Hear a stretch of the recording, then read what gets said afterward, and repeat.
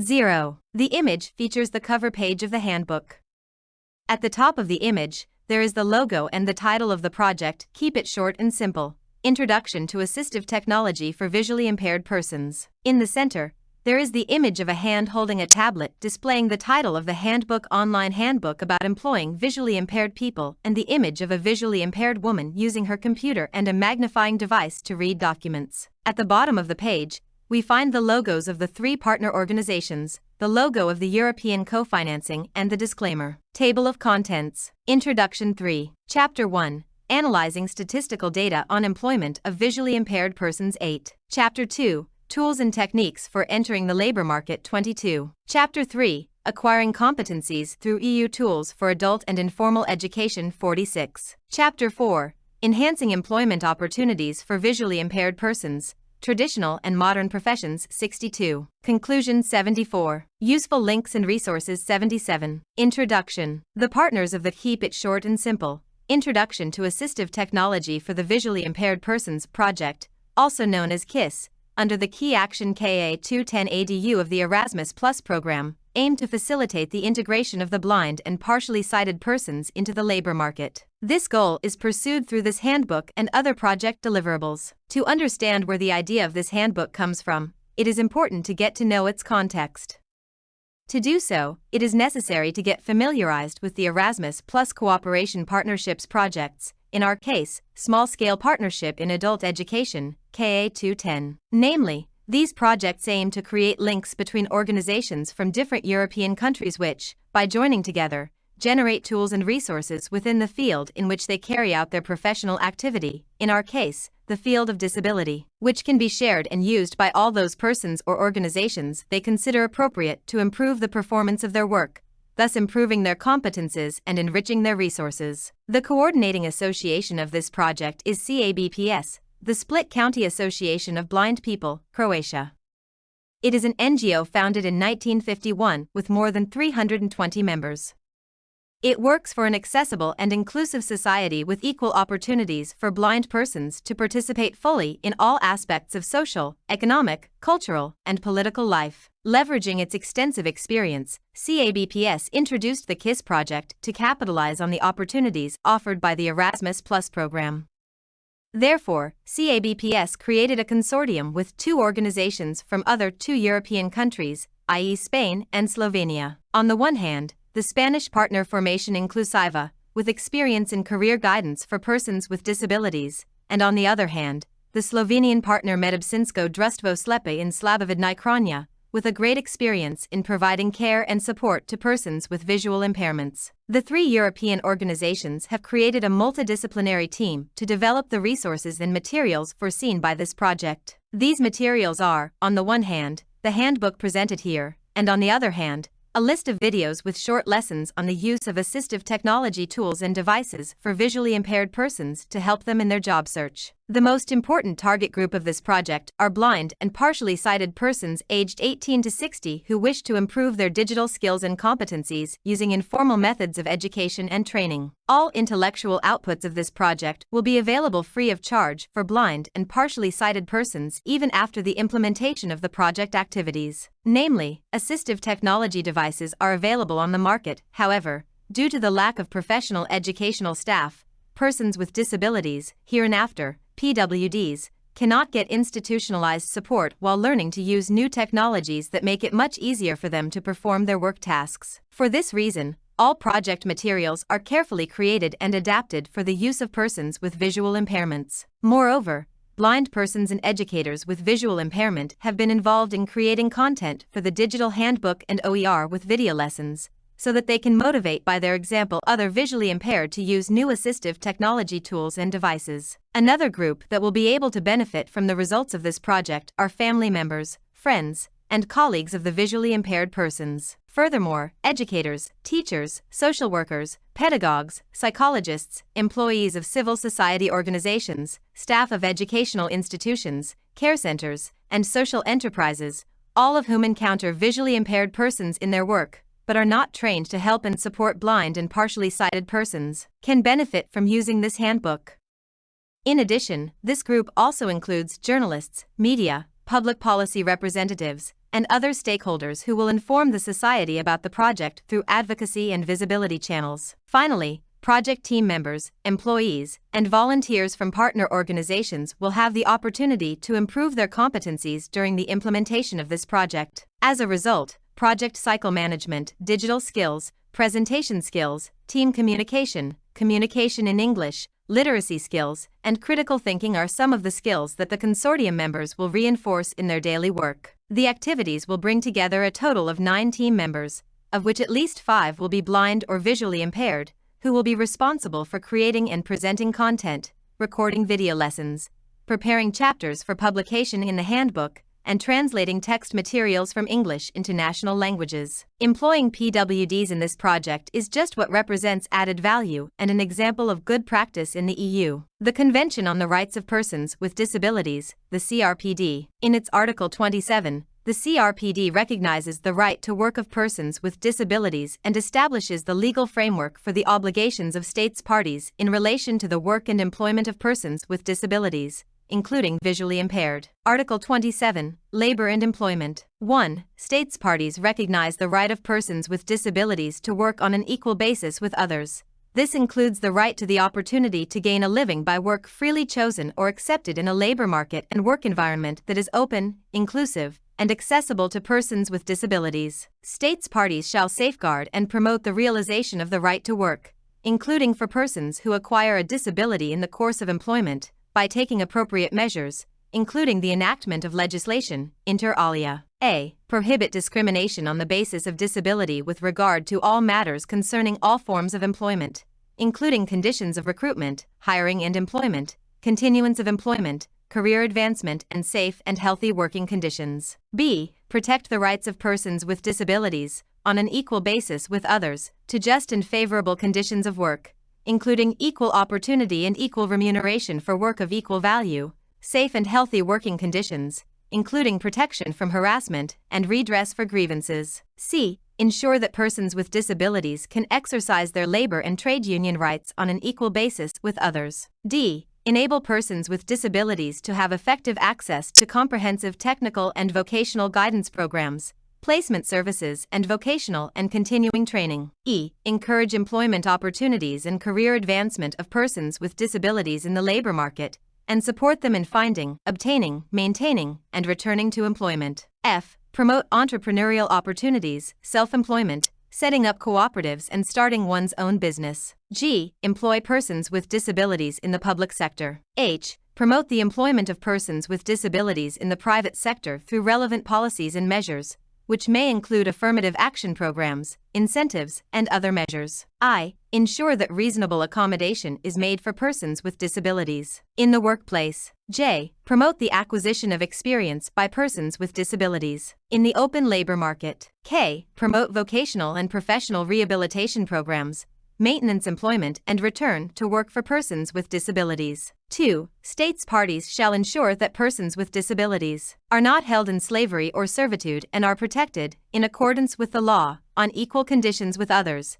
against forced or compulsory labor. 1. The Convention on the Rights of Persons with Disabilities, CRPD, Article 27. Chapter 1. Analyzing statistical data on employment of visually impaired persons. Addressing the socio-occupational situation of persons with disabilities from a statistical perspective entails overcoming various obstacles related to available data sources. These challenges include lack of disability-related databases. The limitation of data sources is evident. However, recently, the collaboration between several associations, third sector entities, and the administration has stimulated the creation of new statistics specialized in disability, mitigating this drawback. Nevertheless, there is still a need to make considerable progress in improving this aspect. Lack of a harmonized European disability assessment mechanism. Methodological divergences in disability assessment between various sources of information can lead to complications when trying to make comparisons. Inconsistency in updating disability-related information across EU member states. Disparity in data update frequencies is a challenge. Variability in the timing of updates of information sources hampers both the timeliness and comparability of data. Territorial breakdown. In the most favorable scenario, information can only be broken down to the autonomous community level, which complicates any analysis at the provincial level. Despite these drawbacks, some data to understand the state of play regarding employment of persons with disabilities in Europe can be obtained from the National Plan for Combating Poverty and Social Exclusion in the Republic of Croatia, 2021 to 2027, according to which the unemployed and persons with disabilities are the most vulnerable population group, the former affected by economic exclusion and the latter by their disability. According to the latest available data, Croatian Public Health Institute September 4, 2023, there are 657,791 persons with disabilities registered in the Republic of Croatia. Among the total number, there are 21,728 persons with visual impairment, which is 3.3% of the total number of persons with disabilities. More than two-thirds, 17,058, of the registered visually impaired persons have a diagnosis of low vision and blindness. By way of comparison, in Spain in 2021, there were 92,100, 4.8%, visually impaired adults aged 18 to 60. Considering the territorial dispersion of the aforementioned population, it is important to point out that 3 out of every 5 PWDs, 58%, live in 4 autonomous communities: Andalusia, 20%, Catalonia, 15%, Madrid, 13%, and the Valencian community, 10%. In urban areas with more than 10,000 people in total, 67% are PWDs, 16% of PWDs live in medium-developed urban areas, and 17% of PWDs live in rural areas with less than 2,000 inhabitants in total. Slovenia has a population of 2.1 million, of which the share of persons with disabilities is 12 to 13%. Unfortunately, there is no updated statistical data available for Slovenia. Finally, according to Eurostat data for the year 2021, 29.7% of EU citizens who are persons with disabilities are on the verge of poverty and social exclusion. Data from Croatia too. The data presented have been obtained from 657,791 persons with disabilities. Data 2023. Gender: men, 369,242, 56.1%. Women, 288,549, 43.9%. Age: 0 to 19, 73,260, 11.2%. 20 to 64, 271,334, 41.2%. 65 plus, 313,197, 47.6%. Age of persons with visual impairment: 0 to 19, 1,247, 20 to 64, 6,777, 65 plus, 10,272. Physical disability: 188,623, 28.7%. Visual disability: 21,728, 3.3%. Auditory disability: 118,319, 18%. Intellectual disability: 32,522, 4.9%. Mental disability: 160,165, 24.4%. Persons with acquired disabilities: 136,434, 20.7%. Total number of employed persons with disabilities: 21,616, 52.5% men and 47.5% women. Total number of unemployed persons with disabilities: 7,196, 53.9% men and 46.1% women. Unemployment. Total registered unemployment rates. At the end of October 2023, the Croatian Employment Service registered 109,889 unemployed persons, which is 6,272 persons more than in the previous month, and 2,238 persons less than in October 2022. Among them, 7,196 were persons with disabilities, representing 6.1% of the total unemployed population registered with the Croatian Employment Service. In 2021, there were 6,179 persons with disabilities registered, a decrease of 16.5% compared to this year. Unemployed by sex. Of the total unemployed in October 2023, there were 46,302 unemployed men, 42.1%, and 63,587 unemployed women, 57.9%. The number of unemployed men decreased by 3.6%, while the number of unemployed women decreased by 0.8% compared to October 2022. The share of men in registered unemployment rates decreased, while that of women increased by 0.7 percentage points in the reference period. Unemployed with disabilities by county. The highest number of unemployed persons with disabilities was registered in the city of Zagreb, 1,350 or 18.7% of the total number of unemployed persons with disabilities in the employment service records, followed by Osijek-Baranja County, 816 or 11.3%, and Split-Dalmatia County, 618 or 8.5%. Structure of the unemployed with disabilities according to age. The highest number of registered persons with disabilities is in the 55 to 59 age group, 12.1% of unemployed persons with disabilities out of the total number of unemployed persons in the same age group. This is followed by persons with disabilities in the 20 to 24 age group with 867 persons, 12%, and those in the 25 to 29 age group with 803 persons, 11.2%. Gender structure of the unemployed with disabilities. Looking at the gender structure of the unemployed with disabilities in the Croatian Employment Service registers, men predominate, 3,882 or 53.9%.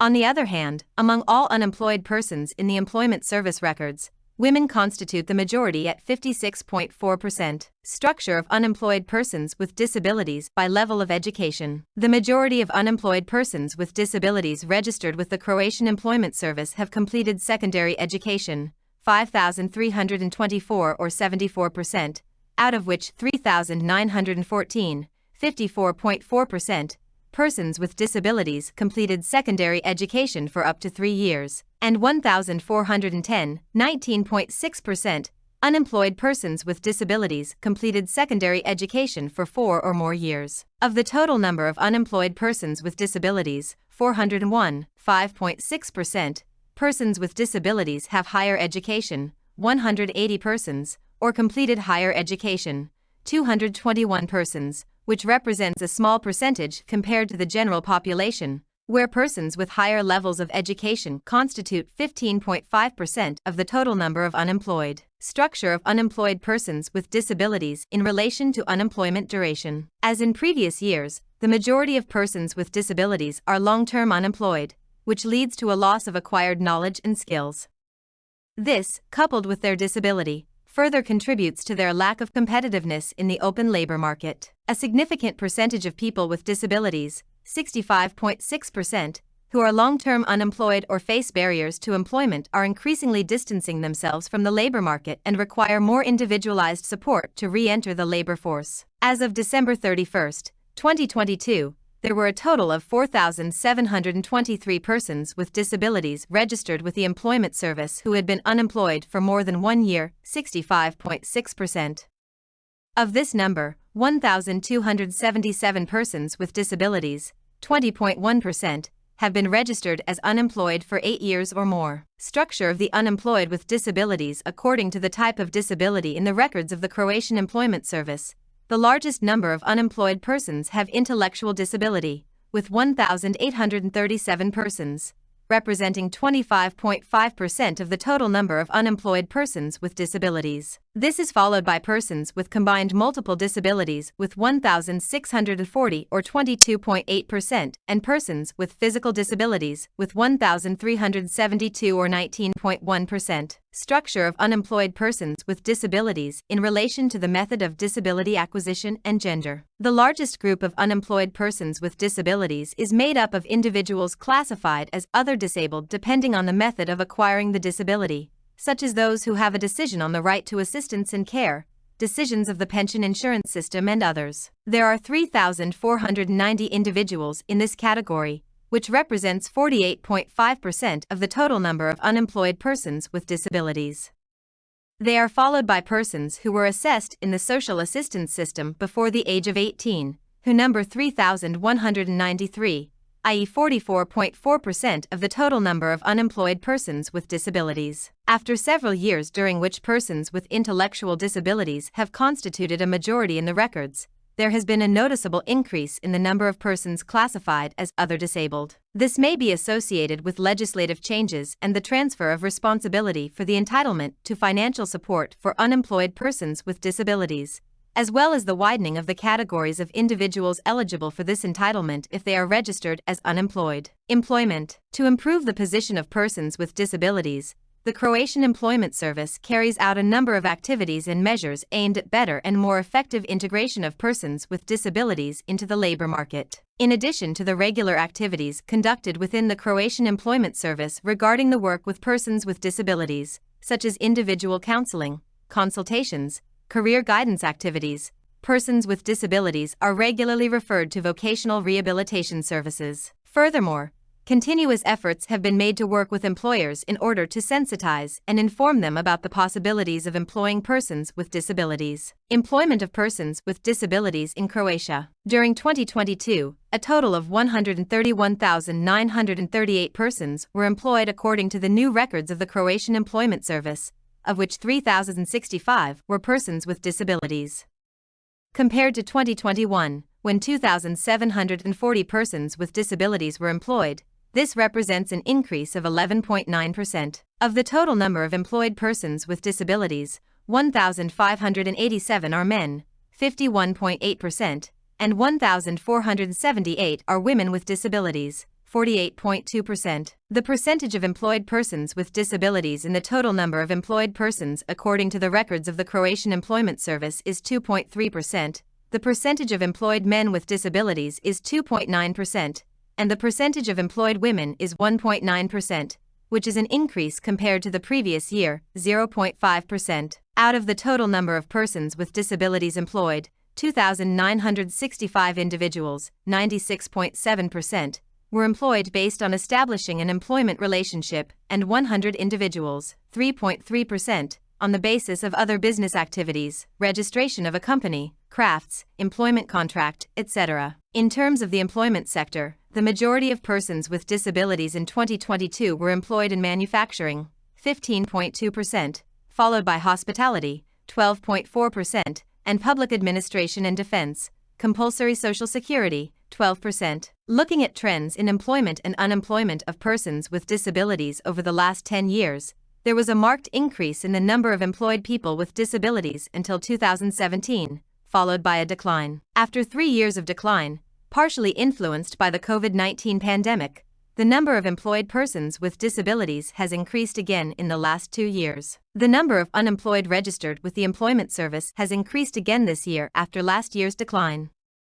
One of the reasons for this increase is undoubtedly legislative changes and the transition of the right to financial compensation up to employment from the social assistance system to the employment system. The name of the entitlement has been changed to Financial Support for Unemployed Persons with Disabilities, and now persons who were not eligible for this entitlement in previous years in different systems, e.g. beneficiaries of personal disability benefit, beneficiaries of assistance in care for others benefit, persons with physical impairments, etc., are entitled to this right. In recent months, there has been a significant registration of such persons in the registries of the Employment Service in order to make this entitlement effective. The highest number of employed persons with disabilities is registered in the city of Zagreb, 504 persons or 16.4% of the total number of employed persons with disabilities, followed by the county of Osijek-Baranja, 320 persons or 10.4%, and the county of Brod-Posavina, 200 persons or 6.5%. Percentage of people with disabilities employed by county. The highest percentage of employed persons with disabilities, in relation to the total number of employed persons according to the records of the Employment Service, is observed in Međimurje County, 4.9%, followed by Požega Slavonia County, 4.2%, and Bjelovar-Bilogora County, 4.1%. Structure of employed people with disabilities in relation to level of education. The majority of employed persons with disabilities have completed secondary education, with a total of 2,448 persons, 79.9% of all employed persons with disabilities. Of this group, 1,820, 59.4%, employed persons with disabilities completed secondary education in a duration of up to 3 years, and 628, 20.5%, individuals with disabilities completed secondary education in 4 or more years. There are a total of 296 employed persons with disabilities with higher education, full bachelor, professional studies, higher studies, full university, academy, master, or doctorate, representing 9.7%, which is an increase of 1.3% compared to the previous year. Structure of persons with disabilities employed in relation to the method of disability acquisition. In terms of the method of acquisition of disability, the largest group is made up of employed persons who were assessed in the social welfare system before the age of 18, 1,519 persons with disabilities, or 55.4%. Since the implementation of the new Act on Vocational Rehabilitation and Employment of Persons with Disabilities under the Unified Assessment Body, employment of people with disabilities from employment service records based on employment relationships according to the 10 most common occupations. Persons with disabilities were most employed in the following occupations in 2022. A. Maintenance operator. B. Kitchen assistant. C. Cleaner. D. Administrative officer. E. Home assistant. F. Gardening worker. G. Manual packaging machine worker. H. Kitchen worker. 1. Production line operator. J. Financial administrator. In 2022, men with disabilities were most employed in the following occupations: maintenance worker, 180, garden worker, 94, and kitchen helper, 81. On the other hand, women with disabilities were predominantly employed in the following occupations: cleaner, 166 persons, home care worker, 142 persons, and kitchen helper, 129 persons. Vocational reintegration in Croatia. Vocational rehabilitation consists of activities aimed at preparing persons with disabilities for work, while preserving their remaining work and general skills. The aim is to increase the employability and social inclusion of unemployed persons with disabilities. Vocational rehabilitation is often a prerequisite for employment, whether in the open labor market, under special conditions, or in other models of employment or self-employment. Improving the quality of the vocational rehabilitation system is considered an important social priority. In Croatia, the Croatian Employment Service decides in the first instance on the realization of the right to vocational rehabilitation of unemployed persons with disabilities. The procedure for realizing this right combines the rights provided for in 2 laws: the Vocational Rehabilitation and Employment of Persons with Disabilities Act and the Labor Market Act. The decision-making process follows the General Administrative Procedure Act. In all Croatian Employment Service offices there is a Commission for the Rights of Disabled Persons in Unemployment, whose work is defined by its rules of procedure. The Commission includes a counselor for rights during unemployment, a legal professional, a counselor for the employment of persons with disabilities, a professional appointed for this function, and a counselor for vocational guidance, a psychologist. Unemployed PWDs are referred to vocational rehabilitation services offered by rehabilitation centers in Zagreb, Rijeka, Osijek, and Split. In 2022, the Croatian Employment Service referred 143 persons with disabilities to these centers, with total expenditure on travel, accommodation and meals amounting to €354.66. The Vocational Rehabilitation Center in Zagreb temporarily suspended intake of cases from the Croatian Employment Service between February and October 2022 due to workload and capacity constraints. The right to vocational rehabilitation is granted by a decision only to persons with disabilities who, after the Rehabilitation Assessment Service, receive a report and opinion with a proposal for inclusion in other vocational rehabilitation services and an individual vocational rehabilitation plan. In the case of persons participating in educational activities through active labor market policies, decisions on the right to vocational rehabilitation are not issued, but only decisions on the right to financial support during education/training/vocational rehabilitation and transport costs. Throughout the year, the Croatian Employment Service, HZZ, worked continuously on preparing persons with disabilities for employment in order to facilitate their successful integration into the labor market. In addition to regular consultations by employment counselors, 361 persons with disabilities continued to receive career counseling services, including individual career information and counseling, as well as group career information sessions by counselors specialized in vocational rehabilitation and career development. On February 17, 2022, the Social Welfare Act and the Act on Amendments to the Labor Market Act entered into force. These laws changed the actual jurisdiction to recognize the right to compensation up to employment, with the Croatian Employment Service now deciding on this right instead of the social welfare centers, in accordance with labor regulations. The compensation until employment was renamed Financial Assistance for Unemployed Persons with Disabilities. The procedure for obtaining this entitlement is initiated at the request of an unemployed person with a disability, with the Regional Service/Office deciding in the first instance, and the Central Office of the Service dealing with appeals against the first instance decisions. In the case of recipients of in-work compensation who previously claimed this right under social assistance regulations, the Service automatically took over the documentation and initiated procedures to determine their eligibility for financial support under the amended Labor Market Act. A total of 1,013 transfer decisions were made. According to the amended law, financial assistance for an unemployed person with a disability may be granted to a person who is on the records of the Employment Service after completing primary, secondary, or higher education, from the age of 15, and who does not qualify for other entitlements stipulated in the Labor Market Act. Unemployed persons with disabilities include children with developmental difficulties or persons with disabilities with physical, mental, intellectual, or sensory impairments determined on the basis of the results and opinions of assessment bodies. Approximately 3,000 new beneficiaries have been identified, bringing the total number of persons with disabilities receiving this financial support to more than 4,000. In light of the above, individuals with disabilities, apart from contracting the employees of the Croatian Employment Service for assistance and counseling, can also turn to the Institute for Expert Assessments, Vocational Rehabilitation and Employment of Persons with Disabilities, as well as to the staff of the local social welfare center. Employers have various state benefits available when employing individuals with disabilities. Unfortunately, due to general societal prejudices, persons with disabilities often face challenges in securing employment opportunities. Data from Spain 3 Odismet. Observatory on Disability and Labor Market in Spain Report 8. 1,929,400 people with disabilities.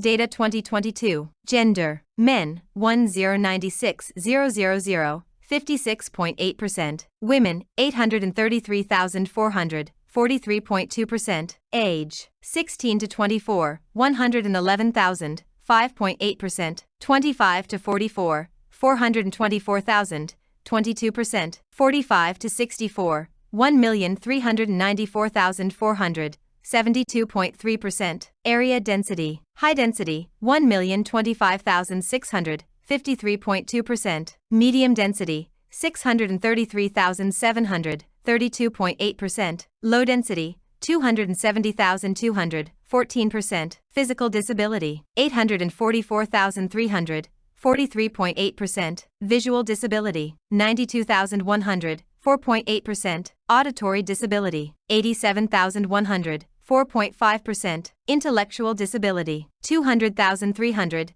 10.04%. Mental disability, 340,800, 17.7%. Persons with acquired disabilities, 361,400, 18.7%. Degree of disability, 33% to 44%, 719,600, 37.3%. 45% to 64%, 267,100, 13.8%. 65%, 386,500, 20%. Greater than 75%, 191,500, 9.9%. Activity rate, 34.6%. Employment rate, 26.9%. Unemployment rate, 22.5%. Prevalence rate, 6.3%. Unemployment. Total registered unemployment rates. The number of unemployed persons registered with the offices of the Public Employment Services in Spain stood at 2,734,831 persons in November 2023. This represents a decrease of 0.89% compared to the previous month, equivalent to 24,573 fewer unemployed persons. The unemployment rate among people with disabilities in Spain was 21.4% in 2022. The employment rate was 27.8%. The most significant characteristic of the PWD group is their low participation in the labor market. However, their labor force participation rate increased in 2022 by several percentage points, reaching 35.3%. Unemployed persons by gender. Looking at the unemployment rate by gender, 1.09 million men were unemployed in November 2023, compared with 1.65 million unemployed women. Compared with the previous month, male unemployment rate decreased by 0.78%, while female unemployment rate decreased by 0.96%. There is no up-to-date data on unemployment rate by gender for persons with disabilities. The most recent data are from the year 2021.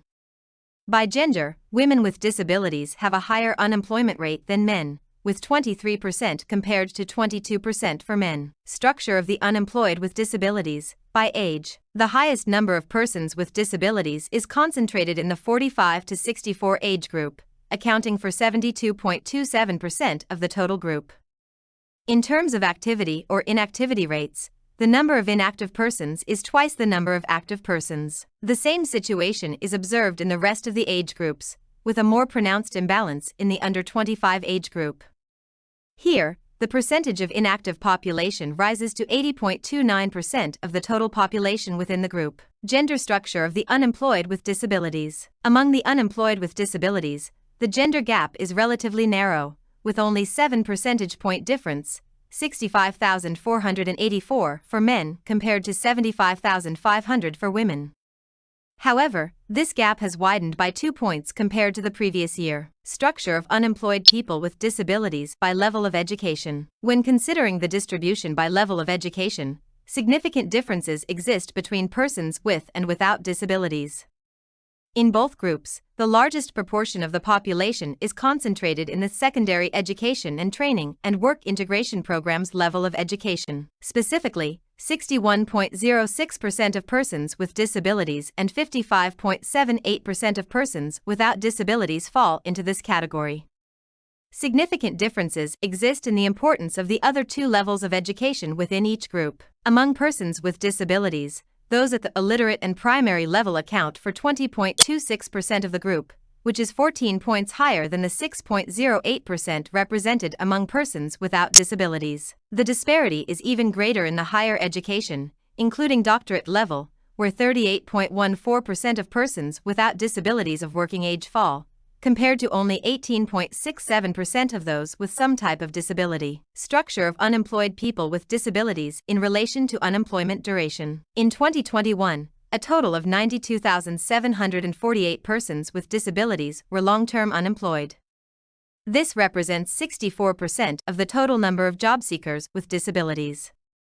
Although these figures represent a 14% decrease compared to the data from the previous year, it is true that the number of the long-term unemployed remains very high. Structure of unemployed with disabilities by type of disability. Considering the type of disability of unemployed, we can see that of the 140,984 PWDs who have declared their type of disability, 67.9% have a physical disability, 21.76% have a mental disability, 9.07% have a sensory disability, and 0.66% have a language disability. Only 0.62% of persons registered as persons with disabilities have not declared the type of disability. Unemployed people with disabilities. Acquisition method structure. According to the type of acquired disability, it is distributed as follows. Physical disability, 43.8%. Disability due to illness or accident, 18.7%. Mental disability, 17.7%. Intellectual disability, 10.4%. Visual disability,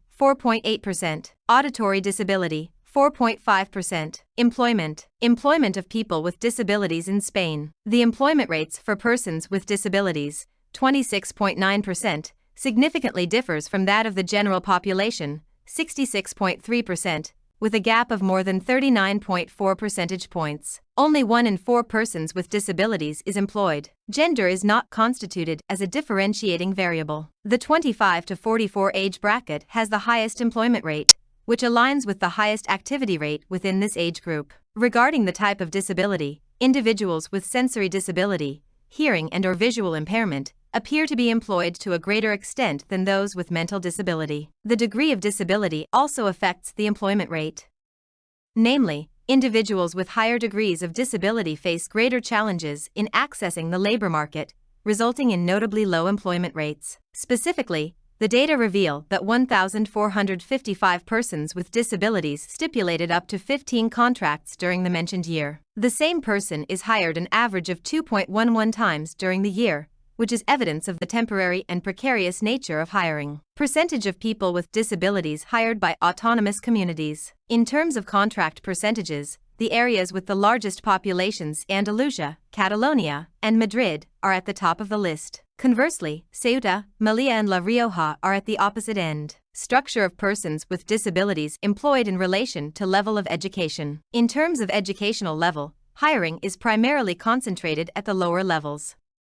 This is a consequence of the substantial volume of low-skilled employment generated. Unaccredited primary education, 101,937, 33.1%. ESO, compulsory secondary education, 109,942, 35.7%. Baccalaureate, 22,216, 7.2%. VET, intermediate and higher education, 56,929, 18.5%. University studies, 16,859, 5.5%. Persons with disabilities in employment, acquisition method structure. Physical disability, 135,196, 43.9%. Psychic disability, 31,084, 10.1%. Sensory disability, 18,324, 6%. Language disability, 1,295, 0.4%. Registered employment patterns of people with disabilities in common occupations. Common occupations with the highest contract volumes for persons with disabilities registered are the following: cleaning staff in offices, hotels, and other similar establishments, 48,485. Workers in manufacturing industries, 28,006. Other cleaning staff, 8,225. Building caretakers, 8,909. Clerical workers with customer service tasks not elsewhere classified, 5,562. In general, we observe low-skilled occupations. At managerial level, only 69 contracts are recorded. Vocational reintegration in Spain. The model of professional integration for persons with disabilities in Spain is based on the promotion of equal opportunities and the elimination of barriers for their full participation in the labor market. Here are some of the key elements that generally form part of this model. 1. Act on Social Integration of Persons with Disabilities, LISME. The Act on the Social Integration of Persons with Disabilities, LISME, in Spain, now known as the General Act on the Rights of Persons with Disabilities and Their Social Inclusion, has played a pivotal role in promoting equal opportunities and inclusion for persons with disabilities across various domains, including employment. Despite changes and updates to the legislation, the fundamental aspects of LISME and subsequent laws are the following. A. Employment reserve. LISME stipulates that public and private companies employing more than 50 workers must reserve a percentage of their jobs for persons with disabilities. The percentage varies according to the size of the workforce. B. Obligation to contract. The regulations establish the obligation to hire persons with disabilities in order to comply with the established quota. Companies can fulfill this obligation through direct hiring, agreements with special employment centers, CEE, or other formulas contemplated in the regulations. C. Special employment centers, CEE. The LISME encourages the creation and support of special employment centers, which are companies staffed mostly by persons with disabilities. D. Adaptation of the working environment. Adaptation and accessibility measures are promoted in the work environment to ensure that persons with disabilities can perform their work under equal conditions. E. Economic incentives. Financial incentives are established for companies that meet or exceed employment quotas for persons with disabilities. These incentives may include subsidies, bonuses, and reductions in Social Security contributions. F. Training and employment guidance. LISME promotes specific training and job orientation programs for persons with disabilities, with the aim of improving their professional skills and competences. G. Protection in the event of dismissal. Protective measures are established in case of dismissal of workers with disabilities, in order to avoid unjustified discrimination. H. Positive actions. The legislation includes provisions for positive action to promote equal opportunities, ensuring that persons with disabilities have equal access to training, employment, and other social domains. 1. Special Employment Centers, CEE. These centers are companies whose primarily goal is to offer paid employment opportunities for persons with disabilities. They operate across various sectors and provide working environments tailored to the specific needs of their employees. 2. Reasonable accommodation. encouraging reasonable accommodation in the work environment enables full participation of persons with disabilities. These adjustments may include adapting facilities, work tools, and offering flexible working hours, among other measures. 3. Education and training programs. Specific education and training programs are promoted for persons with disabilities, with the aim of improving their professional skills and competences and facilitating their access to the labor market. 4. Job counseling and guidance. Specialized job counseling and guidance services are available for persons with disabilities. These services provide them support in job search, help them to identify job opportunities, and offer guidance on career choices. 5. Awareness raising and sensitization. Awareness raising campaigns are carried out targeting employers, coworkers, and society in general to promote an inclusive and respectful working environment. 6. Collaboration with social entities. Collaboration between companies and social entities dedicated to the inclusion of people with disabilities is essential.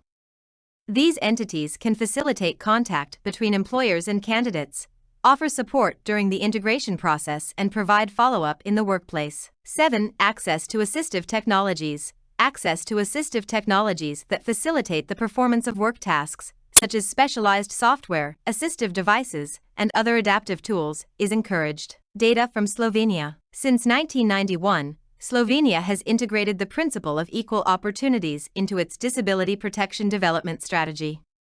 This principle serves as the fundamental basis for employment policy, aiming to implement equal opportunities despite the challenging position of persons with disabilities on the labor market. In Slovenia, there is not a single reliable and comparable database for assessing the employment status of blind and partially sighted persons on the labor market. According to estimates, in Slovenia, there are between 8,000 and 10,000 blind and partially sighted persons. A visually impaired person is defined as any person with less than 30% residual vision, even with correction in their better eye.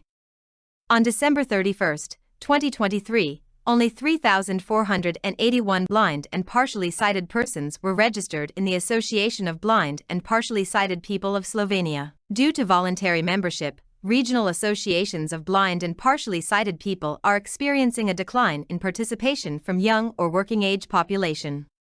The data collected by local associations relies on timeliness and accuracy provided by their members. The status of a person with disability in Slovenia is regulated by two laws, that is, the Pension and Disability Insurance Act and the Employment Rehabilitation Act. At the national level, there is data on the number of all persons with disabilities in the country, and the number of unemployed persons with disabilities registered in the records of the Employment Agency of the Republic of Slovenia is also available. Slovenia has a population of 2.1 million, of which the share of persons with disabilities is 12 to 13%.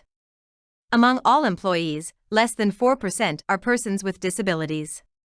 According to the records of the Employment Agency of the Republic of Slovenia, there were 8,719 job seekers with disabilities in 2023. This group constitutes 16.3% of all registered unemployed persons. Employment Agency of the Republic of Slovenia, 2023.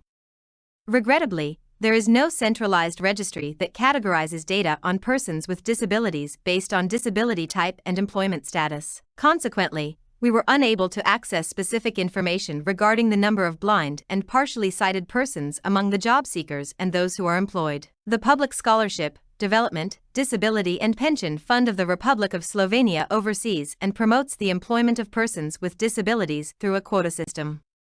This quota specifies the percentage of persons with disabilities that employers are obligated to hire. The quota ranges from 2 to 6% of all employees employed by the employer. Employers with a workforce of at least 20 employees, excluding statutory exceptions, are obligated to meet the quota. Employers have various methods to fulfill this requirement, as listed below. By employing the prescribed number of persons with disabilities. By contributing 70% of the minimum wage for each person with disabilities they would otherwise be required to employ. By replacing the quota by establishing a contract for suitable business collaboration with a company that predominantly employs PWDs or an employment center, where work expenses equivalent to at least 15 times the minimum wage per year are acknowledged for each person with disability that the employer is required to employ within the specified quota. Employers who employ persons with disabilities receive certain incentives, namely, reward for exceeding the quota, If the employer is obliged to meet the quota according to the quota system or exceeds the quota, he receives a reward in the amount of 20% of the minimum wage for each person with disability employed above the quota. Exemption from payment of contribution for pension and disability insurance for every employee with disabilities. Wage subsidy for a person with a disability, a PWD employed in a protected workplace, in support of employment, or in a disabled company and who achieves lower work performance as a result of the disability is entitled to a wage subsidy. The basis for calculating the amount of the subsidy is the minimum wage, and the amount depends on the work performance. In protective employment, it amounts to 40 to 70% of the minimum wage, and from 10 to 30% of the minimum wage in supportive employment or a disabled company. Payment of the costs of adapting the workplace.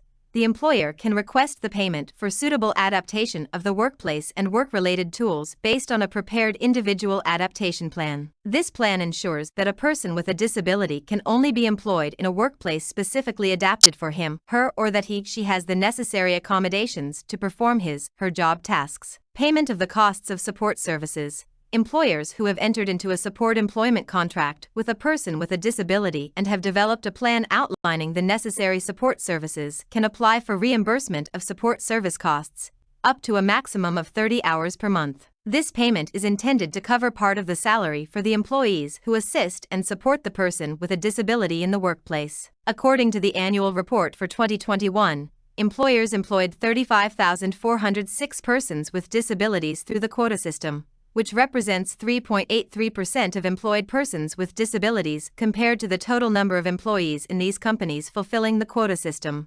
Public Scholarship, Development, Disability and Pension Fund of the Republic of Slovenia, 2021. Despite many incentives and benefits that employers receive for employing persons with disabilities, companies registered as companies that employ primarily persons with disabilities are predominantly those that play a key role in solving the problem of unemployment of persons with disabilities. The Statistical Office of the Republic of Slovenia, 2023, states that according to the latest data, approximately 11,600 persons with disabilities of working age are employed in 158 disabled companies, with an increase of 1.2% compared to 2021. According to statistical data, the vast majority of unemployed persons with disabilities are over 55 years old and have a lower level of education, which makes it even more difficult for them to find employment. Through the analysis of the available statistical data, our objective is to enhance societal awareness regarding challenges faced by the most vulnerable groups. Subsequent sections of this handbook will explore the resources and tools available to individuals with disabilities, with a particular focus on visually impaired. These tools aim to aid their integration into the demanding employment sector. Point 4. Employment Service of Slovenia, ZRSZ, SADFACE 2023, Labor Market, monthly data December 2023. European data from the Report on the Situation of Blind and Partially Sighted Persons in Relation to Employment in Europe 10 years after the Convention on the Rights of Persons with Disabilities, Challenges and Opportunities. In this initial chapter, we have presented in general the state of play regarding employment of persons with disabilities. Moreover, we have pointed out the challenges related to the limited databases available for this group, and the lack of data disaggregated by type of disability, age, sex, level of education, etc. As you are aware, the goal of this handbook is to enhance the employability of persons with visual impairments. To that end, we reference the findings presented in the European Blind Union (EBU) report. This report considers the employment strategies each country employs to improve the conditions of blind and partially sighted persons. It also evaluates the extent to which the proposals and recommendations set forth by the United Nations Committee on the Rights of Persons with Disabilities are being adhered to. The right to work is a fundamental human right.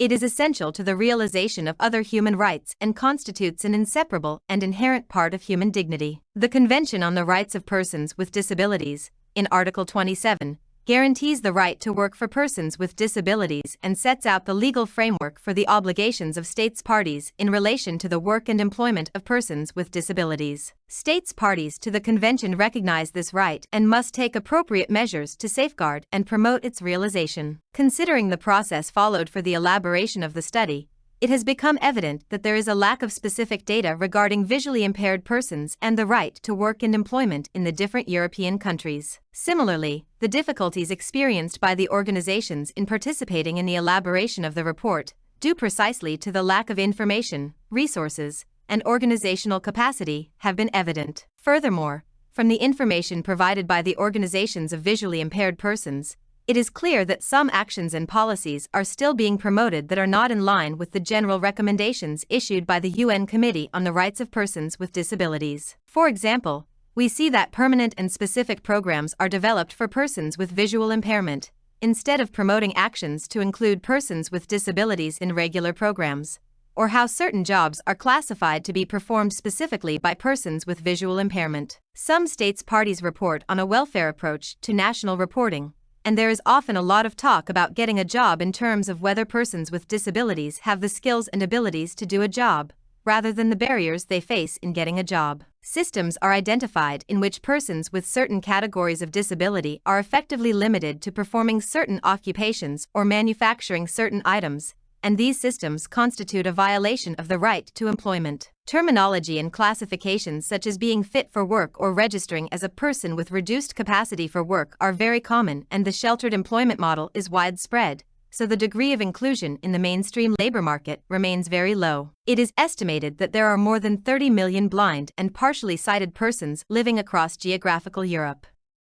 On average, 1 in 30 Europeans experience vision loss, and the number of visually impaired persons is 4 times the number of persons who are totally blind. The average unemployment rate of blind and partially sighted persons of working age is over 75%, and more women than men are unemployed. It shows that the social model of disability is not yet a reality in Europe, and that the implementation of the UN Convention on the Rights of Persons with Disabilities and the realization of human rights in the field of employment in the European Union are unfinished business. The medical model of disability, which contradicts the convention, is often used to assess persons' ability to work. There is insufficient comprehensive data on the state of play regarding employment of persons with disabilities, and particularly the situation in the private sector. Unemployment particularly affects persons with disabilities, especially women with disabilities. There is a need to collect statistical data on the employment rate and persons with disabilities, disaggregated by sex, age, type of disability, employment, and salary. Regarding the protection of the rights of blind and partially sighted persons, in some countries, technical and specific measures have been put in place in transport and in cities to facilitate accessibility and personal mobility. Access to cultural services and the availability of official information for the visually impaired are also promoted. Measures have been taken to ensure the accessibility of public services and public transport systems, as well as to ensure the accessibility of environments, in line with universal design principles. In most countries, guide dogs are allowed access to public transport and have free access to public spaces. Organizations of persons with disabilities often provide rehabilitation, counseling, and mobility services.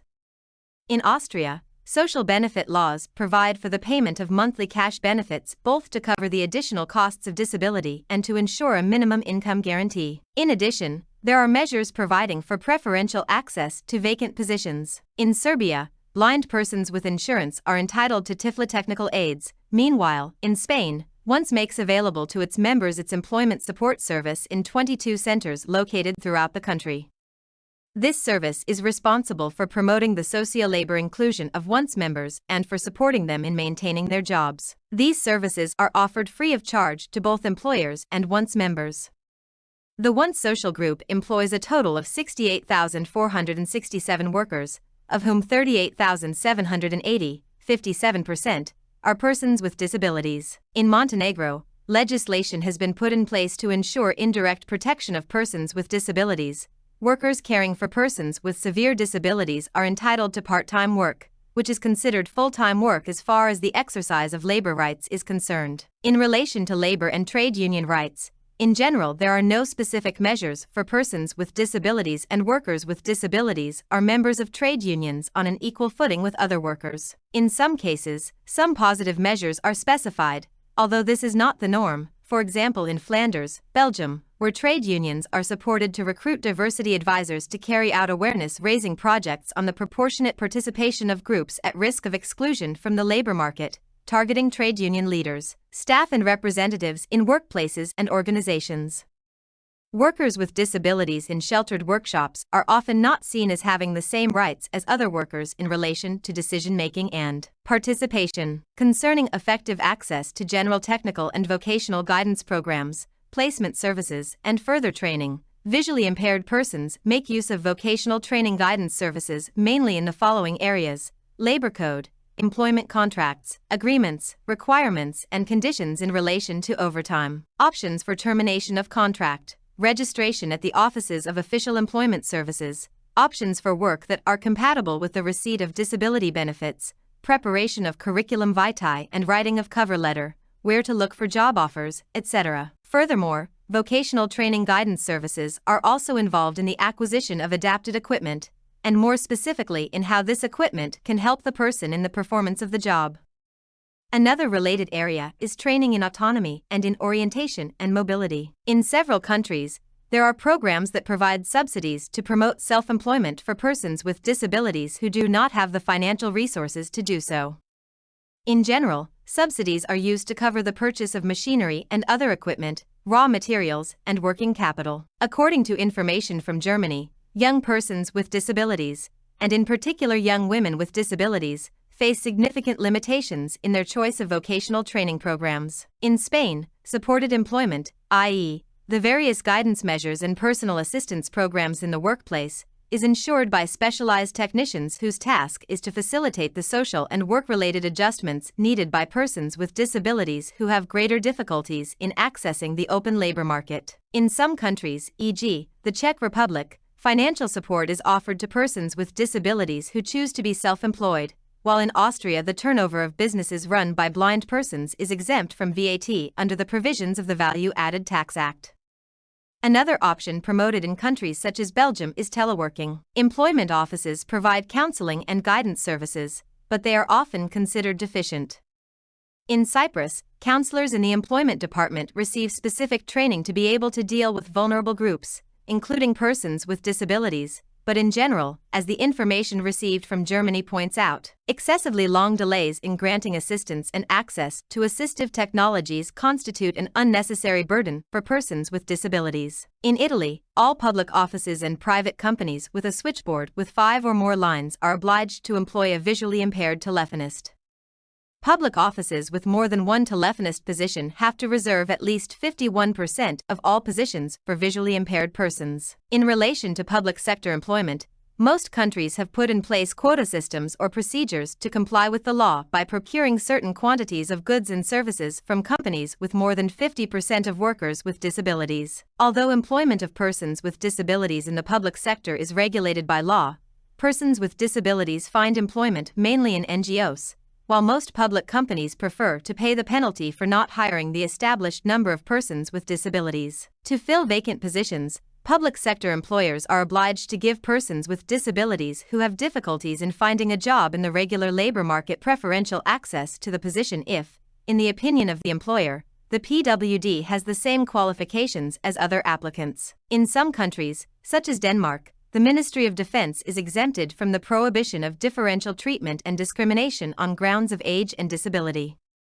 Cyprus and the United Kingdom have also entered reservations to the convention in this regard. In terms of private sector employment and affirmative action and programs, incentives and other measures, there are subsidies for employers who hire persons with disabilities, as well as compulsory job reservation schemes. In some cases, companies are encouraged to employ persons with disabilities in the open labor market by means of rebates in personal income tax systems. Subsidies are also offered to promote integration, to cover wage costs, to safeguard the job, for costs associated with wages and training, and subsidies for the adaptation of workplaces through the removal of barriers. In many places, projects and organizations exist for the inclusion of workers with disabilities in the mainstream labor market, and private and public entities that fail to comply with their legal obligations are subject to administrative sanctions, with the proceeds sometimes being allocated to special funds to promote the employment of persons with disabilities. However, sanctions are often not applied. Many persons with disabilities are employed in the sheltered sector, but the information that has been collected does not generally indicate whether they are visually impaired. Workers in these centers have fixed working hours, during which they produce goods or provide services, but their work is not classified as paid work. In addition, many such workplaces operate as subcontractors to other companies in the unprotected sector. In general, these workshops offer the opportunity to work to persons who, because of the type or severity of their disability, cannot work in the open labor market. The law states that the workshops should prepare workers for the regular market, but the big problem is that only a very small percentage of the workers successfully make the transition to the open market. Wages are generally significantly below the minimum wage, and, in some cases, workers' trade union rights are not recognized. In Hungary, the National Employment Foundation has developed and supported transition models aimed at achieving mobilization towards the open market, improving opportunities for job seekers, and raising the interest of employers. The foundation developed the program encouraging employer recruitment and supporting employees with modified work skills. The program sought to explore secondary stimulus elements, not based on state subsidies, that could convince open market actors of the advantages of hiring persons with modified work ability. Reasonable accommodation is a rather ambiguous issue in the legal systems of European countries, and a rather unknown topic for employers. In general, policies in this area include initiatives to ensure reasonable accommodation in workplaces, measures to adapt workplaces and working conditions, support to compensate for the difference caused by reduced work efficiency, co-financing of personal assistance costs, an assistant at the workplace, co-financing of loan interest, and co-financing of occupational therapy costs. Support measures are also available for the reimbursement of local and door-to-door travel costs related to traveling to work and for the acquisition of work experience. In terms of gaining experience in the open labor market, there are many projects and many organizations whose purpose is to promote the inclusion of workers with disabilities in the mainstream labor market, such as the Training Center of the Austrian Federation of the Blind and Visually Impaired, SEBUS, which offers vocational training and assistance with job applications and job interviews. In Sweden, employers who are signatories to the collective agreement with the trade unions in their field can participate in the placement program, which allows the employer to meet the worker with disabilities and train him/her in each job task, thus enabling the unemployed person with a disability to gain experience and learn on the job. In some countries, supported employment is not covered by existing legislation. Experience in general shows that visually impaired persons have employment opportunities in the social and ICT fields, mainly in the non-profit sector and in NGOs. Persons with visual impairment, with higher levels of education and better qualifications, have more opportunities. Fortunately, the legal sector is a good example of this, as there are many lawyers with visual impairment working in the sector, as well as teachers with visual impairment in education. In relation to vocational and professional rehabilitation, job retention and return to work programs, in Denmark, enduring rehabilitation processes following a work plan, the person receives a rehabilitation allowance which is equal to the higher amount of the daily allowance. In other cases, the employer receives a higher subsidy for the creation of sheltered jobs and sheltered workshops if he hires persons with more severe disabilities. The transition from sheltered employment to the open labor market is very difficult. In Austria, in the field of social insurance, the motto is rehabilitation before pension. In Montenegro, and according to the legislation in force, the Employment Office of Montenegro established the Fund for Vocational Rehabilitation and Employment of Persons with Disabilities. The resources of the fund come from special contributions paid by employers which are part of the Montenegrin budget. Thus, in order to improve the situation, EBU member organizations have implemented some actions that the EBU has considered as examples of best practice. Some of these measures are outlined below. In the UK, a comprehensive employment assessment tool was developed that considers the specific needs of visually impaired job seekers.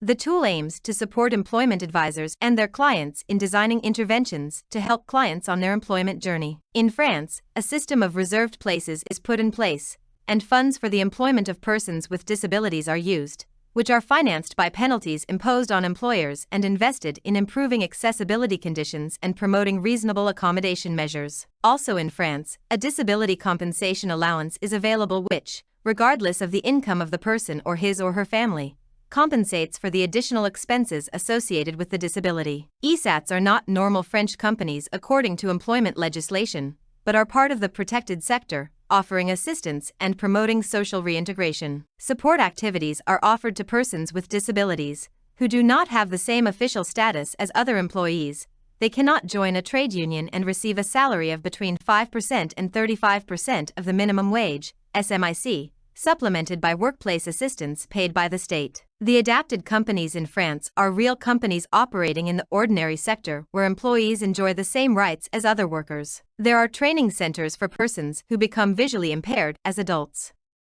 Adaptation courses are provided which, if necessary, enable them to learn Braille, mobility training, and to learn or update their skills in the use of tiflotechnical aids. The cost of the CPRs is financed from the Social Security system, which also pays the students' accommodation costs. In Germany, the Inclusive Education Without Barriers (IBOB) program facilitates inclusive lifelong learning for blind and partially sighted professionals. The main tool of the project is its website. The program offers guidance and information and presents inclusive lifelong learning courses. IBOB is based on the mentoring approach. In Italy, the regional government of Lazio has developed a program that aims to create almost 300 internship opportunities in companies for people with disabilities. The Italian Union of Blind and Visually Impaired Persons identified suitable blind and visually impaired persons in the region and contacted them and found companies where they could do internships. The project has had a positive impact on the awareness of employers in the region. The Blind Union of Montenegro has created a portal called Zaposliosi.me, employed.me, which aims to connect and ensure smooth communication between employers and job seekers with disabilities. The Spanish regulatory framework and the employment services made available to severely visually impaired citizens at state level, once affiliates, include an internal and specialized service called Employment Support Service, which offers, among others, an employment guidance and inclusion program, an employment training program, and a self-employment support program. In relation to the concluding observations, the UN Committee on the Rights of Persons with Disabilities has highlighted the following measures as positive actions by the different European countries in the field of employment to be taken into account. The efforts made by states parties to adapt their legal systems to the provisions of the Convention, as well as the policies and measures adopted to ensure the realization of the employment rights of persons with disabilities as set out in the Convention. The committee notes the adoption of national plans for the promotion of equal opportunities for persons with disabilities, including employment-related measures, prohibiting direct and indirect discrimination against persons with disabilities in employment through legislation, as well as recognizing that the denial of reasonable accommodation constitutes discriminatory treatment. The extension of the obligations relating to reserved places for persons with disabilities, providing reasonable accommodation and creating more opportunities for inclusion in the mainstream labor market, with the aim of promoting full and productive employment of persons with disabilities. If we consider the concerns highlighted in the concluding remarks, we see that they broadly coincide with those emerging from the analysis of the overall data. Firstly, there are accessibility issues, such as the content and number of accessibility standards that apply in, among others, the built environment, ICT, transport, and information systems in rural and urban areas, which is one of the most worrying issues in terms of employment opportunities. Another issue of concern is the persistence of negative attitudes, stereotypes, and prejudices surrounding persons with disabilities, as they are often seen as unfit for work and incapable of performing tasks. The committee highlights the high unemployment rates among persons with disabilities, which are even higher for women with disabilities, and highlights the existing wage gap experienced by women with disabilities. The committee regrets the lack of disaggregated data on persons with disabilities, as there is very little data on persons with disabilities in relation to employment, and even less for persons with visual impairment. One of the major issues of concern that recurs in different European countries is the large number of people working in sheltered workshops, outside the open market and earning very low wages. The number of persons with disabilities employed in regular jobs is small. Another cause for concern is the fact that employers prefer to pay penalties rather than comply with the statutory quota requirements. In Belgium, for instance, there is no reservation of workplaces in the private sector. Affirmative action measures and the provision of reasonable accommodation are insufficient to ensure that persons with disabilities can access employment in the open labor market, despite obligations under EU Directive 2000/78/EC on non-discrimination in employment. Many of the committee's recommendations relate to economic and regulatory policies that should effectively generate an open and inclusive labor market in line with the Convention. Recommendations have been issued in favor of eliminating discrimination in access to the labor market for persons with more severe disabilities, as well as recommendations that aim to encourage the use of support measures and adjustments to achieve inclusive employment. Other recommendations: collect data on the employment of persons with disabilities disaggregated by gender, age, and type of disability, as well as data on the accessibility of mainstream labor market workplaces. Repeal any legislation that restricts, on the basis of disability, the right of persons with disabilities to exercise any profession and ensure equal pay for work of equal value for all persons with disabilities, regardless of their degree of disability. Reform work capacity assessment systems, in order to eradicate the medicalized approach and to promote the inclusion of persons with disabilities in the mainstream labor market. Ensure that persons with disabilities enjoy effective protection against discrimination, as well as access to vocational training, appropriate levels of accessibility, and reasonable accommodation. Promote legislative measures that provide for effective sanctions for employers who refuse to provide reasonable accommodation in the workplace. Implement measures to reduce the employment gap and the gender pay gap. Increase significantly and as soon as possible the percentage of people with disabilities working in the open labor market. To this end, all necessary regulatory measures must be taken, and incentives promoted to ensure the right of persons with disabilities to work in the open labor market, both in the private and public sector and in the education and vocational training systems. Ensure full accessibility for persons with disabilities to all workplaces, educational and vocational training centers. Create employment opportunities in accessible workplaces, in particular for women with disabilities. Complement quota systems with other measures to encourage employers to hire persons with disabilities.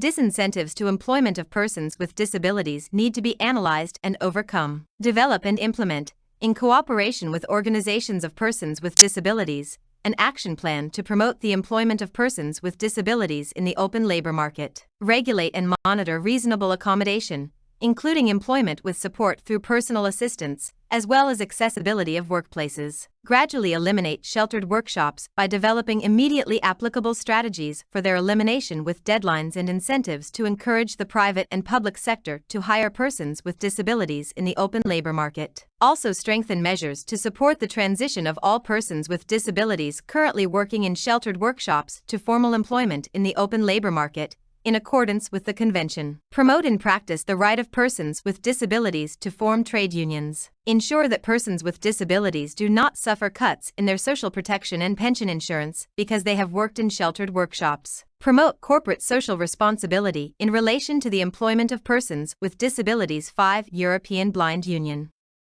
2021 Report on the situation of blind and partially sighted persons in relation to employment in Europe 10 years after the Convention on the Rights of Persons with Disabilities, Challenges and Opportunities. Chapter 2, Tools and Techniques for Entering the Labor Market. Now that we are familiarized with the data on the state of play regarding employment of persons with disabilities in the EU member states of the Project Consortium and some other European countries, we will compile a series of resources to enhance their employability and increase their options for labor market insertion. It is therefore essential to get to know the tools and techniques to be used to access the labor market.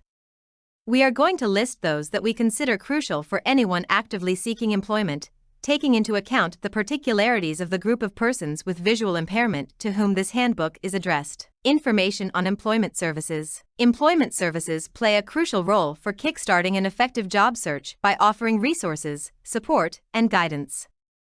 Moreover, they enhance individuals' employability and contribute to fortifying the labor market. These services encompass actions such as information and guidance. Employment services provide information on the labor market, job opportunities, sector trends, and skills in demand. They also offer guidance on how to write an effective CV, prepare for interviews, and improve professional skills. Job brokering. They facilitate the connection between employers and job seekers by offering intermediary services. This may include posting job vacancies, organizing job fairs, conducting job interviews, and referring suitable candidates to companies. Education and training. Many employment services offer education and training programs to improve the skills and employability of job seekers.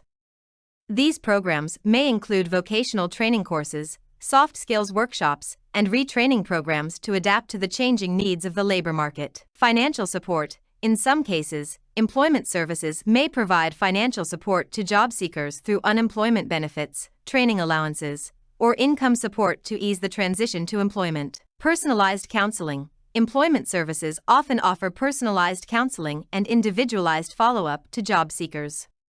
This may include skills assessment, development of personalized career plans, and monitoring of job search progress. In Croatia, employment services are structured in several institutions and agencies that work together to address employment and unemployment needs in the country. The main institution responsible for coordinating and managing these services is the Croatian Employment Service, Hrvatski Zavod za zapošljavanje, HZZ.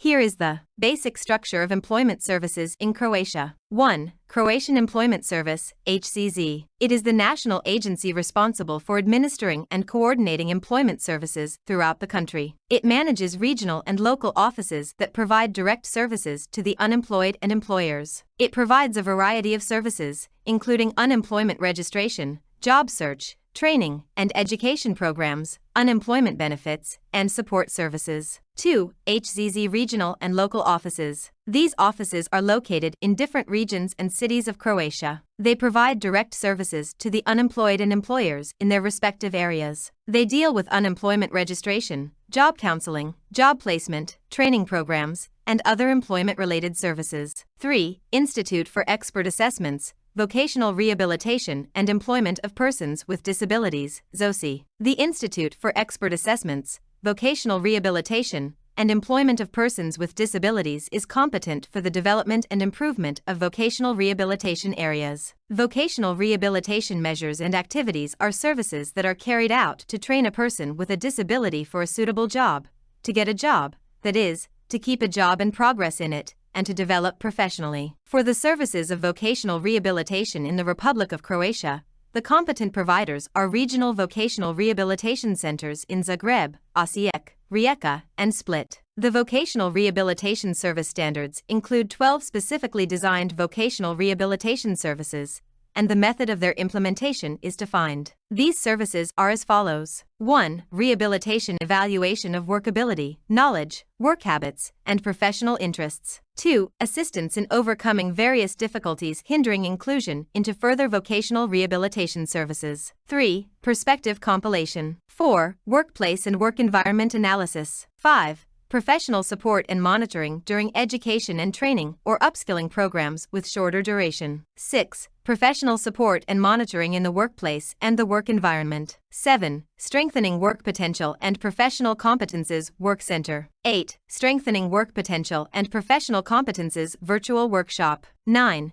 Creating an adaptation plan for the workplace and the work environment, as well as performing the required adaptations to equipment and means of work. 10. Evaluation of work effectiveness. 11. Occupation-specific training related to a concrete workplace. 12. Education, training, and upskilling programs with a shorter duration. 4. Ministry of Labor, Pension System, Family and Social Policy. It is the main government body responsible for formulating employment and social protection policies in Croatia. It works in collaboration with the HZZ and other relevant agencies to develop and implement labor policies and employment programs. 5. Other government agencies. Various government agencies may be involved in the provision of employment services in specific areas, such as education and vocational training, social services, and economic development. 6. Employers' associations and trade unions. Employers' associations and trade unions play an important role in formulating labor policies and promoting good labor practices. They can collaborate with the government and the HZZ in the creation of employment, training, and skills development programs. In summary, the structure of employment services in Croatia involves coordination between the Croatian Employment Service, relevant government authorities, regional and local agencies, and the Institute for Expert Assessments, Vocational Rehabilitation and Employment of Persons with Disabilities, as well as private sector stakeholders and trade unions to address employment and unemployment needs in the country. Considering the variety of civil society organizations, in particular, those representing persons with disabilities in general, or a certain type of disability, it is important to mention their efforts in enhancing the employability of their members. Many NGOs carry out a wide range of activities and projects, tackling specific challenges of their target groups to increase their employability and improve their skills. They often provide advice and support in the area of employment and collaborate with other public and private institutions, organizing campaigns, and creating new opportunities for their target groups to meet potential employers and improve their presentation and communication skills. In Spain, employment services are mainly structured at two levels: the national level, led by the Servicio Público de Empleo Estatal, SEPE, and the autonomous level, where each autonomous community may have its employment services. 1. State Public Employment Service, SEPE. It is an autonomous body attached to the Ministry of Labor and Social Economy. Its main function is the management of active employment policies, as well as the administration of unemployment benefits and other employment-related assistance at the national level. It offers labor intermediation services, information and labor guidance, vocational training, and management of unemployment benefits. 2. Regional Employment Services. Each of the 17 autonomous communities may have its employment service, although the structure and name may vary from region to region. These regional services complement the work of the SEPE at the regional level and adapt employment policies to the specific needs of each autonomous community. Their functions usually include labor intermediation, employment promotion, vocational training, and support to local employment programs. In addition to these main structures,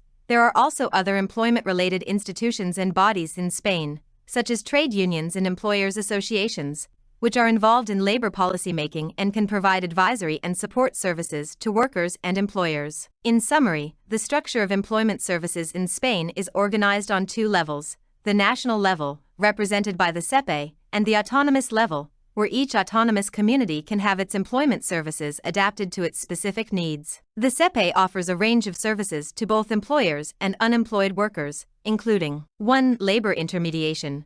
Facilitates the placement of unemployed people in jobs suited to their skills and experience, as well as helping companies to find candidates for their vacancies. 2. Labor information and guidance. Provides information on the labor market, employment opportunities, vocational training, employment programs, and other work-related issues. 3. Vocational training. Offers training and retraining programs to improve the skills and employability of unemployed workers. 4. Unemployment benefits. Manages the payment of economic benefits to unemployed workers who meet certain requirements, such as having paid sufficient Social Security contributions. In Slovenia, employment services are mainly run by the Employment Institute of Slovenia, Zavod Republike Slovenije za zaposlovanje, ZRSZ.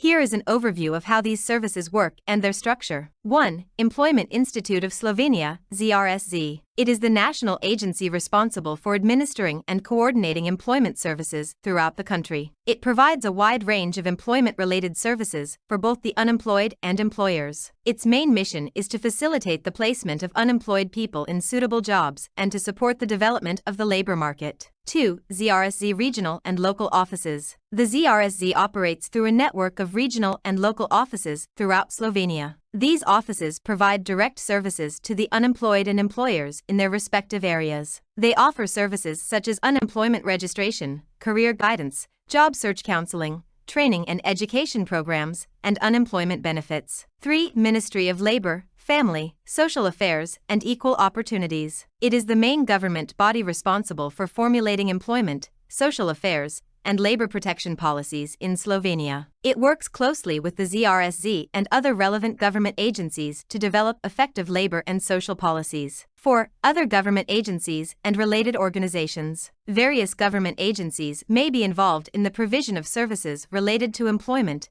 vocational training, education, and economic development. Non-governmental organizations and other institutions can collaborate with the government and the ZRSZ in the implementation of programs and projects related to employment and skills development. 5. Employers' associations and trade unions. Employers' associations and trade unions play an important role in social dialogue and labor policymaking in Slovenia. They collaborate with the government and the ZRSZ in promoting fair working conditions, improving employability, and creating employment opportunities. In short, employment services in Slovenia are organized through the Employment Institute of Slovenia, which works in partnership with various government agencies, organizations, and stakeholders from the private and trade union sectors to address employment and unemployment needs in the country. As in Croatia, also in Slovenia, it is necessary to mention a valid contribution of representative disability organizations that act as NGOs and other stakeholders that encourage the integration of persons with disabilities into the labor market. Each of these organizations raises the public awareness of the specificity of individual types of disabilities,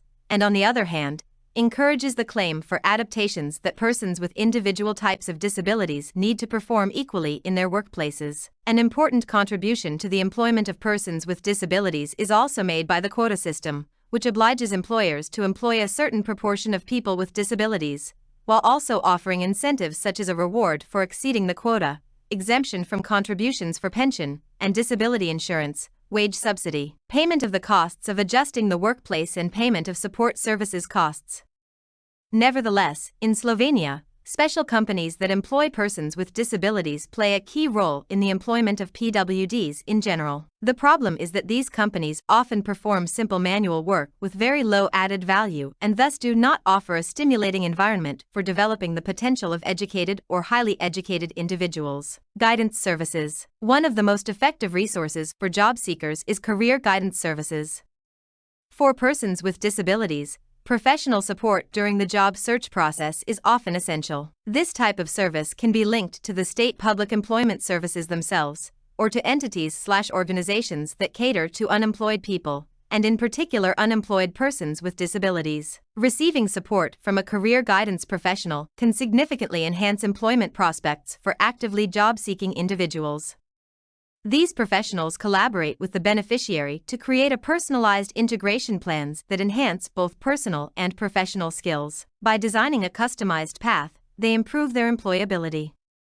Moreover, these experts are well-versed in the most suitable resources and tools for accessing the job market. In some cases, career guidance services even facilitate direct interaction with companies, thereby increasing the likelihood of successful job placement for those seek assistance. Within career guidance services for persons with disabilities, experts possess the essential knowledge and experience to offer tailored support to those seeking their services. They adeptly adapt to unique characteristics and situations of each person and the specific disability they present. Thanks to guidance professionals, it is possible to access information about the labor market, receive support, and obtain advice during the job search. These resources are tailored to each individual, helping with employment opportunities and resource management. Guidance counselors can effectively manage the resources described below, streamlining the process of entering the labor market. Preparation and submission of CVs to companies. When seeking employment, it is essential to have a presentation tool that succinctly summarizes both our personal and professional information as candidates. To fulfill this purpose, we utilize the curriculum vitae, CV, a term derived from Latin, which, in one of its translations, signifies course of one's life. There is a great variety of models for preparing curricula, and there is no standard that establishes which one is the best. There are a series of basic criteria for the elaboration of a curriculum vitae, which we will list and define. 1. It should be clear enough, allowing employers to quickly grasp essential information. Since employers often avoid reading CVs longer than 2 pages, it is crucial to maximize efficiency. Therefore, it is recommended to create a well-organized CV with an original design. 2. Elevator pitch. An elevator pitch should be about 30 seconds long, the time it takes people to ride from the top to the bottom of a building in an elevator. That means no rambling and no unnecessary information, just the most important details. The elevator pitch tells people in a brief moment who you are, what sets you apart, and where you want to be. You usually write it in the CV, after your personal details. The text can be in a box and centered. It is your selling proposition, your advertisement. Think it through carefully and always remember to adapt it to a particular job posting. The order of the contents is not very relevant either. In most cases, CV starts with the personal details and then, after the elevator pitch, we recommend listing professional experience. There are 2 primary reasons for this approach. Firstly, during the job selection process, experience in the advertised position or similar roles holds significant value. In some cases, specific competencies can only be acquired through work experience. Secondly, when considering profiles of individuals with disabilities, candidates with limited qualifications and basic educational backgrounds are often encountered. In such cases, it is advisable to prioritize their practical experience over educational gaps. After collecting personal data and work experience, proceed to include academic and complementary training details.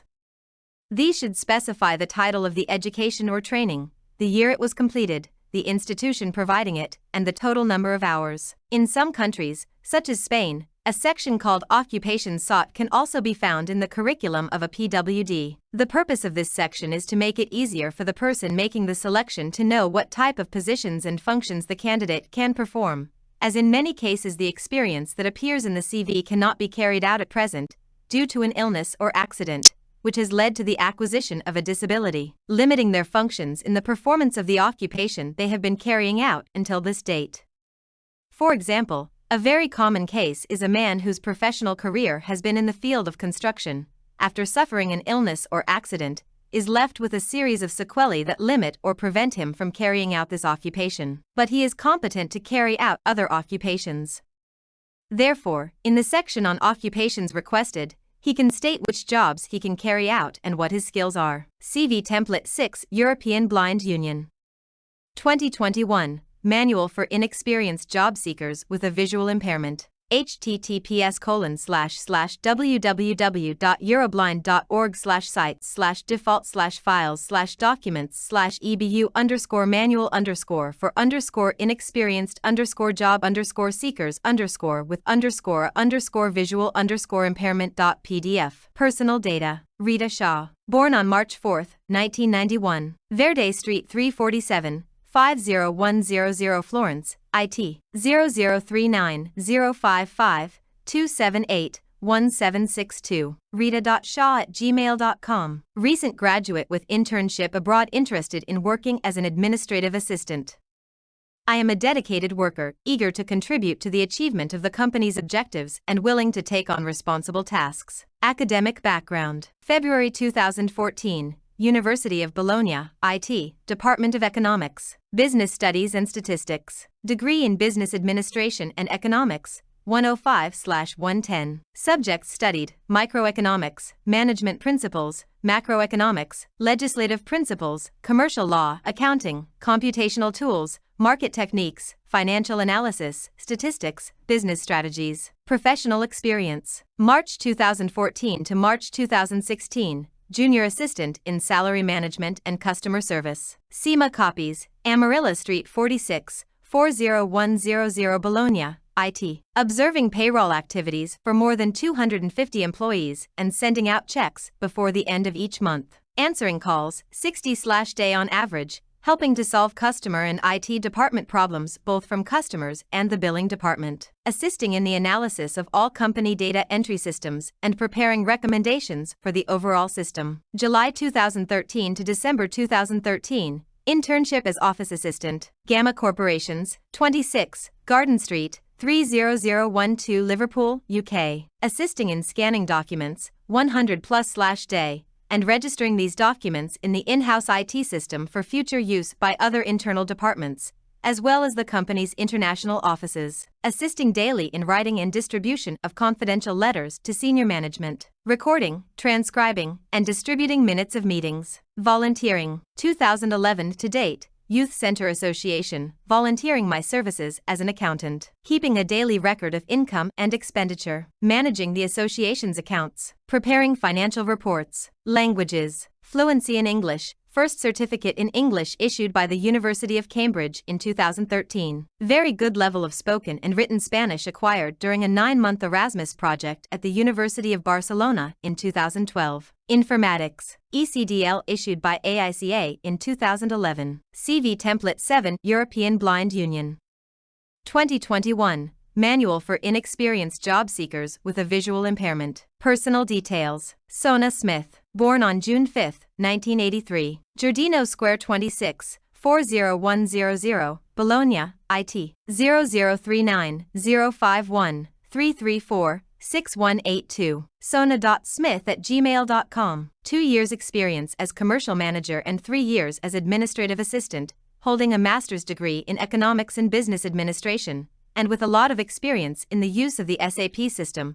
I would like to put my knowledge and experience to good use in a position as sales manager in an international company. Professional experience. July 2014 to date. Commercial Director CSPA, London Street 56, 00187 Roma, IT. Organization and planning of essential central services such as reception, security, mail, as well as day-to-day maintenance. Responsible for ensuring the correct fulfillment of contracts, insurance coverage and security standards. In charge of 10 employees, managing cash loss prevention procedures and establishing security policies, analyzing sales figures and forecasting future sales volumes, participating in the selection and interviewing of new employees, writing performance reports and evaluating performance based on established indicators. November 2011 to July 2014, Administrative Assistant Redford & Sons, Walter Street 75, 20183 Milan, IT. Scheduling and coordinating meetings, appointments, and travel for supervisors and managers. Managing travel and expense reports for team members of the department. Training of 2 administrative assistants during a period of company expansion. Developing new filing and organizational procedures. September 2008 to September 2011,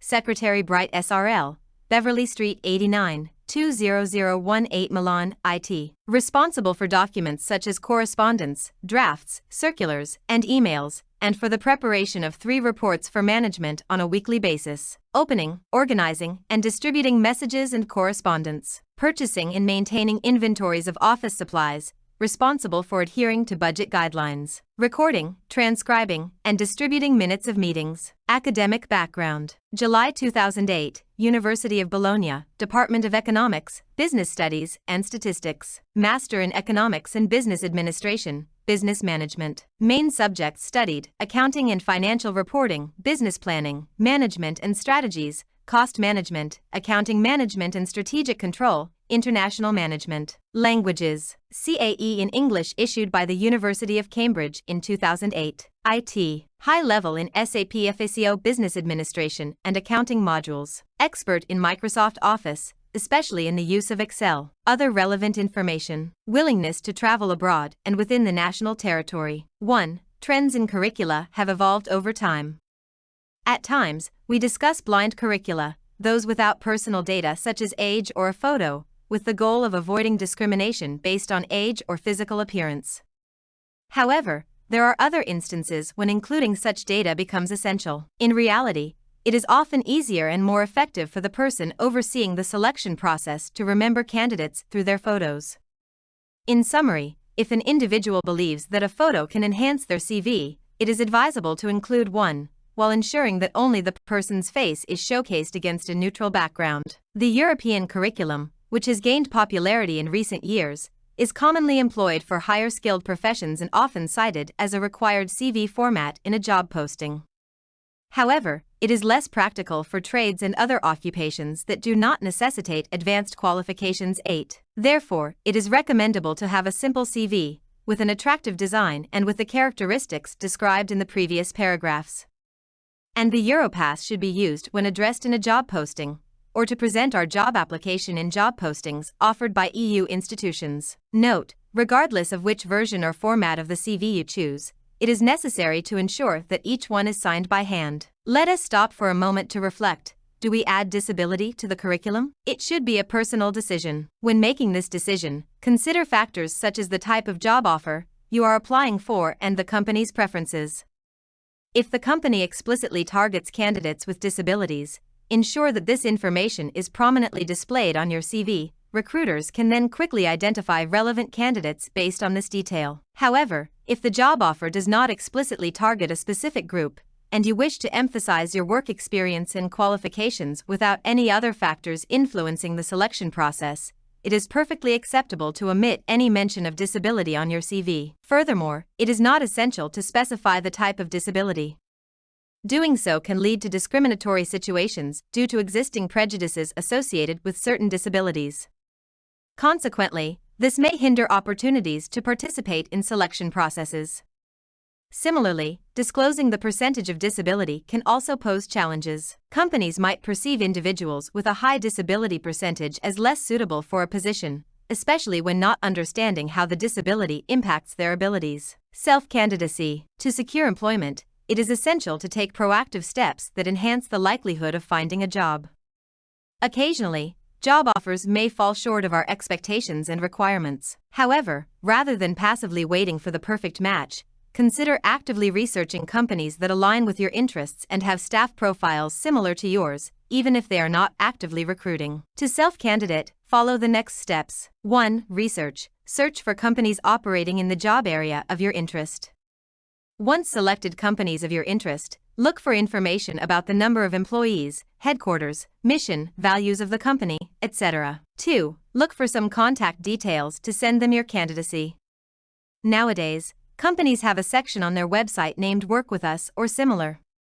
It is advisable to fill in the information requested in this section, which in many cases will also ask you to attach your CV. This may be enough, but if you are very interested in working for a specific company, look for a way to send your CV and your cover letter to the person in charge of human resources or someone close to them, for example, by trying to find their email address or profile on professional social networks such as LinkedIn, Instagram, Facebook, etc. 3. Draw up a cover letter.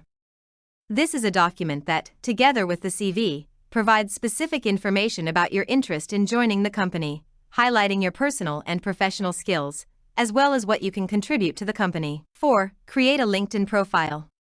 The LinkedIn application and web page are both accessible to persons with visual impairments, especially those using a screen reader. It is considered as a digital CV, which can live and grow if you invest your time and energy to update the information and your success stories and share them with your professional network. It is very user-friendly, and we encourage you to create your professional digital profile and add employees, especially from human resources, of the companies you wish to work for. Tailor your CV to different job offers. During the preparation of a general CV, it is essential to gather all personal and professional data that provides a comprehensive overview of the individual submitting the CV. Customizing the CV to match a specific job offer typically occurs when the candidate possesses extensive experience and/or diverse training across various fields. The goal is to emphasize information relevant to the desired position. Drafting a cover letter. A cover letter is a document in which the candidate describes their experience, training, values, and other relevant information. This includes details not fully captured in the CV, such as personal characteristics, interests, and motivations for wanting to join a specific company. While cover letters are commonly used when applying as a self-candidate, they can also be submitted in response to job advertisements, although this practice is less frequent. Some job portals even request a brief cover letter during the registration process for specific job opportunities. When drafting a cover letter for use across Europe, it is essential to keep it concise, professional, and culturally adapted to regional norms. Here is a basic structure you can follow. 1. Headline. Include your contact details, full name, address, telephone number, and email address, at the top left of the page. 2. Details of the addressee. Next, add the details of the company you are addressing. Include the name of the company, the name of the recipient, if known, and the postal address of the company at the top right. You can also add the recipient's title, if you know it. 3. Initial greeting. Before drafting the core of your letter, you can also add a name of the post you are applying for in the form of a title. Use a formal greeting, such as Dear, recipient's name, or Dear selection team. 4. Introduction. In the first part of the letter, introduce who you are and why you are writing. Indicate the position you are applying for and where you saw the job offer. In addition, you can briefly mention your relevant experience or your most important qualifications. 5. Body of the cover letter. In this paragraph or paragraphs, highlight your relevant skills, experience, and achievements that make you the ideal candidate for the job. You can give specific examples from your previous work that demonstrate your capabilities and how you could contribute to the company's success. 6. Connection with the company. Show your interest in the company and explain why you would like to work there. You can mention specific aspects of the company, such as its culture, values, or recent projects, and how they fit with your own goals and skills. 7. Closure. In the last part of the letter, express your interest in having an interview to discuss further how you could contribute to the team. Thank the recipient for their time and consideration. 8. Farewell. Use a formal farewell, such as yours sincerely or best regards, followed by your full name. 9. Signature. If the letter is to be sent by post, please leave space for your signature after the farewell. If the letter is to be sent by email, your full name will serve as your signature. 10. In addition, tailor the content to the specifics of the job and the company to which you are applying. Remember to review and proofread your cover letter to ensure there are no grammatical or spelling mistakes. More importantly, as a visually impaired person, ask a sighted person to proofread it again. Template cover letter. Employer contact information. Company. Address. Your contact information. Name. Address. phone number, mobile number, email, date, ref, position title. Dear Mr./Ms. last name, I have come across your job vacancy on the website name, and I would like to be considered for the position of job role. As you will see from my CV, I am currently working for company name as the job role. In my present position, I am responsible for managing all current responsibilities. I have worked closely with the specific department and have been able to identify problems before they affected deadlines. I would like to be considered for the position of job role, as I believe I possess the appropriate skills. Over the last year, I have implemented specific project throughout the company. This meant details of project, which achieved outcome of project. I successfully achieved personal achievement. I have the ability to maintain the highest standards whilst reducing costs, and I feel that I would be able to make a positive contribution to the results of your company. Yours faithfully. Your signature, your type name, compilation of a list of companies. In direct relation to the previous section, compile a list of companies whose job requirements align with the profile you seek. Essentially, seek out companies that interest you for various reasons, such as matching profiles, competitive salaries, or specific contract types, and thoroughly investigate your potential fit within those organizations. Gather general information about each company. If your investigation yields positive results, it indicates a potential opportunity. At this point, reach out to them by sending a well-drafted cover letter and your CV. Sometimes, the introductory message in the body of your email serves as the letter of introduction. Analyze the characteristics of different professions. First and foremost, it is essential to recognize that not everyone is suited for all occupations. Each individual possesses specific skills and abilities that make them better suited for certain professions over others. To conduct this analysis effectively, seeking guidance from professionals is advisable. They can help you understand and evaluate the training, experience, and competency requirements for various professions, whether you meet those requirements or not. If there are gaps, they can assist in finding ways to address them. The purpose of this process is to ensure that job-seeking individuals with disabilities understand that preparation is key. To compete effectively with other job seekers, they must equip themselves with the necessary qualifications. Determining the most suitable occupation for a person with disabilities, including those who are visually impaired, involves a thorough assessment of individual skills and abilities. Here are some steps that can aid in this process. Self-assessment of skills and interests. A PWD can begin by identifying his or her skills, interests, previous work experiences, and career goals. This can be done through personal reflection, self-assessment of skills and identification of activities that she enjoys and considers himself/herself able to carry out. Counseling and guidance. Seeking advice and guidance from professionals, such as disability employment counselors, education and rehabilitation experts, or social workers, can provide an outside perspective and help identify suitable employment options and opportunities. Researching employment options. Explore employment options based on your abilities, interests, and challenges. This may involve researching different industries, sectors, types of work, and employment opportunities in both the public and private sectors. Assessment of requirements and reasonable accommodation. Assess the requirements of the occupations under consideration and determine whether reasonable accommodation is required. This may involve researching equal opportunity policies, job accommodations, and assistive technology available or required for different work settings. Internships and previous experience. Consider work placements, internships, traineeships, or volunteering in different roles and settings to gain experience and explore career options. These experiences can help the individual determine what type of work is best suited to them and develop relevant skills. Support network. Tapping into personal and professional support networks, including family, friends, mentors, and disability support organizations, can provide guidance, advice, and networking opportunities that can be valuable during the job search. Long-term planning. Consider long-term goals and career growth potential when selecting an occupation. This may involve identifying opportunities for professional development, additional training, or continuing education that may benefit your long-term career path. By following these steps and conducting a careful assessment of skills, interests, and available employment options, the PWDs, including the visually impaired, can identify the most suitable occupation that fits their needs and abilities. Effective job interview preparation and training. When seeking employment, interview preparation becomes crucial. It is a situation not often encountered, so one must train to achieve the objective, being selected. Additionally, PWDs need to address the topic of disability during interviews. A strong vocabulary, effective body language, knowledge of the company, and skillful handling of challenging questions are essential for success in this process. Interview training can be conducted individually or in groups. The key is to receive feedback on areas that need strengthening and those that require improvement.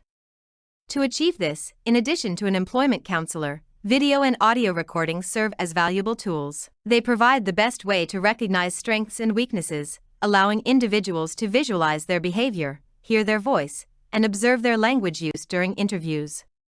By analyzing mistakes and identifying positive aspects, candidates can enhance their performance. Even a visually impaired person can share their video recording with a sighted individual to gain insights into behavior and gestures that need improvement. When addressing disability, it is crucial to highlight abilities and strive to normalize the situation.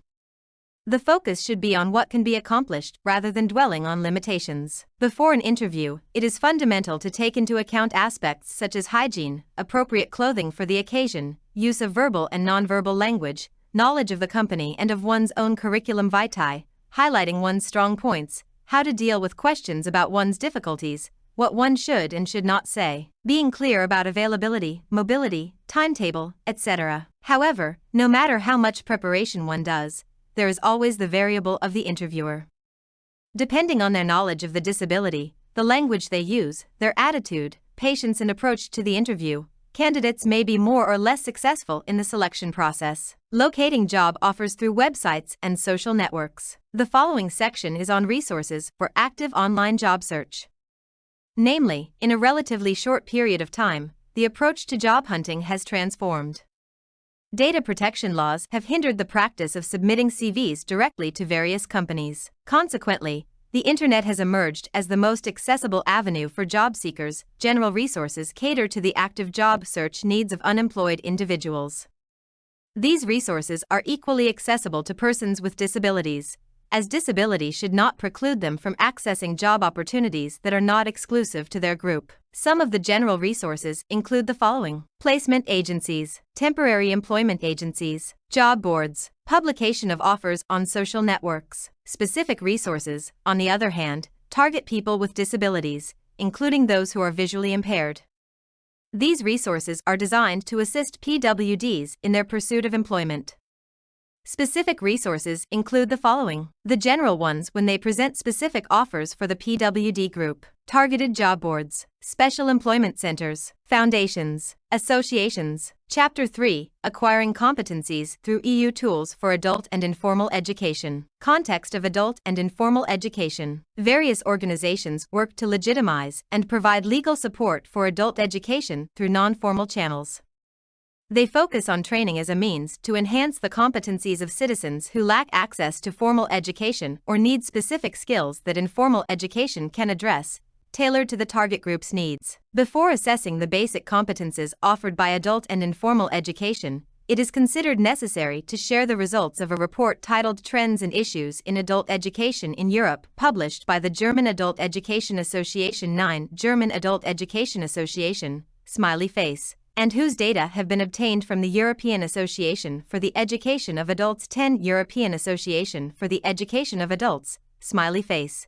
Namely, the European Association for the Education of Adults analyzed trends in adult education in EU member states and in countries in other parts of the world, and came to the following conclusions. The European dimension needs to be strengthened without weakening the long-standing diversity of views and traditions in each country.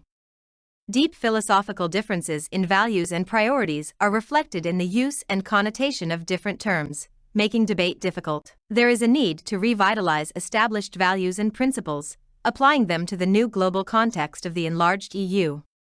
The varied history of adult education in Europe differs considerably from region to region and contains powerful Enlightenment elements such as equality and access to knowledge. While adult learning has gained greater recognition since the mid-1990s, at the same time, the tension between broad and narrow functionalist perceptions has increased. Adult learning is of vital importance to strengthen the European social model and to earn the reputation of a vigorous Europe in a globally competitive world. Adult education is protected and recognized only at a minimal level and in different ways in national legislation.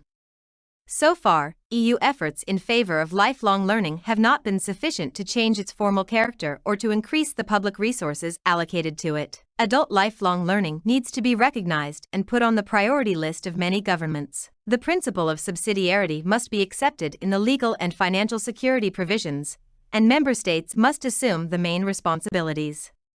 The indirect social and non-economic benefits, as well as the direct return on investment in human capital in the labor market, must be recognized. Co-financing needs to become a regular form of support, so that different parties benefit and work together. Participation in adult education remains highly unequal, with those most in need participating the least. Finding new ways to motivate excluded groups and engage their participation is a high priority for policy, research, and funding. This requires a shift from supply-driven to demand-driven policies, as well as a focus on diversifying service provision to meet the needs of different groups and individuals, and more strongly supporting locally determined adult learning opportunities. Adult education has an important contribution to make to the formation of social capital, to the promotion of social inclusion, and to efforts to reduce the direct and less obvious costs of social exclusion. The wider benefits of learning are being recognized for their enormous social, as well as economic value. They must be fully considered in policy and budgetary calculations on the basis of the needs of society and individuals. There are many good examples of innovation in tackling exclusion and disadvantage through adult learning projects. These need to be studied and disseminated with EU support. A first step is to greatly increase public awareness of these problems, as well as the visibility of adult education as a means of solving them. Progressive demographic changes, in particular aging and migration to and within the EU, are placing enormous new demands on national and EU policies. It is essential that adult education adapts and contributes to meeting these new and emerging needs. Those migrating from one country to another need new skills and knowledge. Host communities, for their part, need to adapt and actively welcome new cultural groups. In this respect, intercultural learning is of great importance. Cultural changes are also being observed in the field of older and elderly people. Adult education is a necessary tool to help them stay active longer in the workforce, and to lead dynamic and rewarding lives as engaged citizens in retirement. A sensitive, EU-led approach is needed to create minimum quality indicators that are applicable throughout the Union, and that are appropriate to the particular nature of adult learning. Recognition and validation, especially of non-formal and informal learning, is important in terms of equity, access, and the labor market. Informal learning is the most effective tool for many of the socially marginalized. Basic skills and key competences are now recognized as fundamental, unmet needs for many EU citizens, as well as for people living in the poorest regions of the world. A minimum level of services must be provided in all member countries. Active citizenship is increasingly seen as an essential instrument to revitalize democracies threatened by apathy, loss of motivation, widening gaps between rich and poor, and the progressive shrinking of the state. Adult learning represents an important fulcrum for active citizenship and for the European social model. Trends in favor of decentralization to regions and localities within member states should be reflected in the identification of local needs and the provision of adult education programs. The foundations for adult education research are weak and fragmented. It would need to be greatly strengthened within the framework of the EU research program currently under development, and its fruits used directly to improve policy and promote good practice. Adult education staffing reflects the marginal, diverse, and fragmented nature of adult education. There is an urgent need to redouble efforts at all levels to identify needs and strengthen the professional development of staff, while avoiding insensitive standardization. It is up to Europe to take the lead in changing the global landscape of lifelong learning and adult education. It is in its own interest to do its utmost to do so. Recommendations. 1. A holistic, integrated, systematic and comprehensive perception and policy perspective on adult learning, reflected in the education provided. This implies the creation of a common European framework for adult learning in order to consolidate adult learning within Europe, building on its diverse national traditions. This will enable European partners to compare, learn, and help each other more effectively, thereby increasing the quality and relevance of adult learning. The culture of adult lifelong learning should permeate all thinking and activities in the public and private sectors, as well as in the third sector. Learning opportunities should be available and accessible to adults throughout their lives and in all settings. 2. Basic public funding, especially for disadvantaged groups, with stable and sustainable local level infrastructure. Public authorities and governments should pay particular attention to disadvantaged citizens, including specific age groups. Access to adult learning in an expeditious and flexible manner, at all levels, and in all areas of lifelong learning, is essential. It is also fundamental that local communities are actively involved in identifying and meeting needs. Greater attention needs to be paid to the trends of an aging population and the adult learning that comes with it, rather than concentrating on employment-oriented learning. Achieving social cohesion, civic participation and economic growth requires a massive process of intercultural education for both native Europeans and newcomers. 3. High quality of provision and staffing. High-quality adult learning support increasingly depends on networks and collaboration with public authorities, social movements, NGOs, and companies with corporate social responsibilities. Adult education work requires first-rate staff to take on new roles and meet new demands.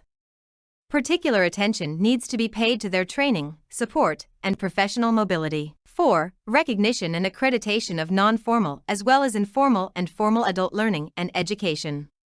There is a need to raise public awareness that the extension of validation is not only in the interest of the labor market, and that it does not diminish the authority of formal institutions and impoverish the quality of education and training, but also benefits all actors, especially the majority of adults who make up the learning society. Recognition of the institutionalization of non-formal learning is a key prerequisite for improving motivation, access, participation, and learning outcomes. 5. Use simple key indicators and support the use of effective research and statistical analysis tools, the only way to achieve the effectiveness and equity of the European social model, and to reduce the huge differences within the EU, is not to impose any limits on the contribution of adult learning to the success of the European social model. This requires not only an inclusive approach to all forms of adult learning, but also the creation of benchmarks and monitoring systems for planning the development of adult learning, transparent decision-making, and inclusive quality assessment. These key messages are drawn from the work presented in the first 2 parts of this study. Their content is closely aligned with the tenor of the key messages that will appear in the forthcoming communication. It is hoped that they will enable the EU and other authorities guided by the communication to interpret it, to support it, and to implement it in a meaningful and sustainable way. 11. German Adult Education Association. Key Principles of Adult, Non-Formal, Education. Adult education is a common and public good and transforms lives and societies. Everyone should have the right and the opportunity to access high-quality adult education. Anyone can learn regardless of age and environment. Entails participation of all pupils and especially those whose basic competences have been poorly reinforced. A key task for adult education is to reach disadvantaged learners in order to combat the Matthew effect. This refers to the fact that persons with lower levels of education tend to have fewer opportunities to participate in adult learning. The learner is at the center of the development, methodology, process, and outcomes of the learning offers. Reinforcing non-formal methods and methodologies applies the creativity, existing knowledge, and skills of learners, providing inspiring learning experiences. Professional trainers, teachers, and staff are needed to apply the right methods to achieve high-quality provision and a successful learning experience. Capacity development and innovation in adult education organizations are necessary to adapt and anticipate changes in learning, teaching, and learners' needs, but also in society and economic development. Cooperation, regional, European, global, and institutional, is crucial for the visibility of adult education and for peer learning and innovation transfer. Research has shown that the fewer people can successfully shape their lives, a skill that is built and rebuilt throughout their lives, the greater the risk of exclusion. This is why adult learning and education are of key value. The wider benefits of adult education, in addition to the skills and qualifications acquired, are achieved through 2 mechanisms. 1. Personal characteristics and skills. Adult education and learning strengthens the development of key personal skills, abilities, and resources, and reinforces the belief in the individual's ability to cope with disadvantaged situations. 2. Social interaction. Adult education enables access to individuals and groups with similar and heterogeneous socioeconomic backgrounds, fosters social cohesion, and offers the possibility of social participation. Apprenticeships and employment. The positive link between learning and work is obvious. workers, employees, entrepreneurs, and volunteers who learn are more innovative and productive, which makes companies more competitive and successful. Digitalization, internationalization, service orientation, flexibilization, all these megatrends in the labor market have one thing in common: they raise and change the requirements for employee competencies. This is not a new development. What is new is that the demands are changing and increasing faster than ever before. These trends are increasing in parallel with the pace at which employees have to adapt to constant change and gain new competences. Professional skills need to be regularly updated, and meta skills, such as social and communication skills, become essential. It is therefore logical that almost all studies on labor market developments and the future of work come to the same conclusion: to master the ongoing transformation, continuous training and workplace learning are simply indispensable, not only for low-skilled employees but for all. Equally, for those out of work, adult learning increases resilience and reduces the effects of the loss of confidence associated with unemployment of more than 3 months. Persons without the right skills are highly vulnerable to changes in the labor market. This calls for continuous investments in education and training. Therefore, the EAEA highlights the importance of upgrading and reskilling and underlines that all learning is good for employment. Informal Education in Europe. 12. European Association for the Education of Adults. 2021. Manifesto for Adult Learning in the 21st Century. Informal education in Europe comprises a wide range of learning activities that are not structured according to traditional models of formal education. These activities can take place in a variety of settings, such as local communities, non-profit organizations, special interest groups, cultural and recreational activities, among others. Here are some characteristics and examples of informal education in Europe. 1. Community workshops and courses. Many communities in Europe offer workshops and courses on a variety of topics, such as languages, crafts, cooking, music, dance, art, gardening, among others. These programs are often organized by libraries, community centers, neighborhood associations, and cultural organizations. 2. Clubs and interest groups. Clubs and special interest groups are common throughout Europe and provide opportunities for persons to meet and learn about specific topics of interest to them. This can include book clubs, hiking groups, local history clubs, astronomy groups, among others. 3. Volunteering and community work. Volunteering and community work offer opportunities to learn new skills and contribute to the well-being of the community. Volunteers can participate in environmental conservation projects, humanitarian aid, assistance to elderly or persons with disabilities, among others. 4. Cultural activities and events. Europe is rich in cultural activities, such as festivals, exhibitions, concerts, theater performances, and museum visits. Participating in these activities not only offers the opportunity to appreciate local culture, but also to learn about history, art, and traditions. 5. Informal workplace learning. Many adults in Europe acquire new skills and knowledge through work experience and workplace training. This may include learning new technologies, work procedures, communication and leadership skills, among others. 6. Intergenerational learning. Activities that involve people from different generations, such as mentoring programs between youth and older adults, can provide valuable learning opportunities and encourage the transmission of knowledge and experience between different age groups. In summary, informal education in Europe encompasses a wide range of learning activities that take place outside the formal setting of education.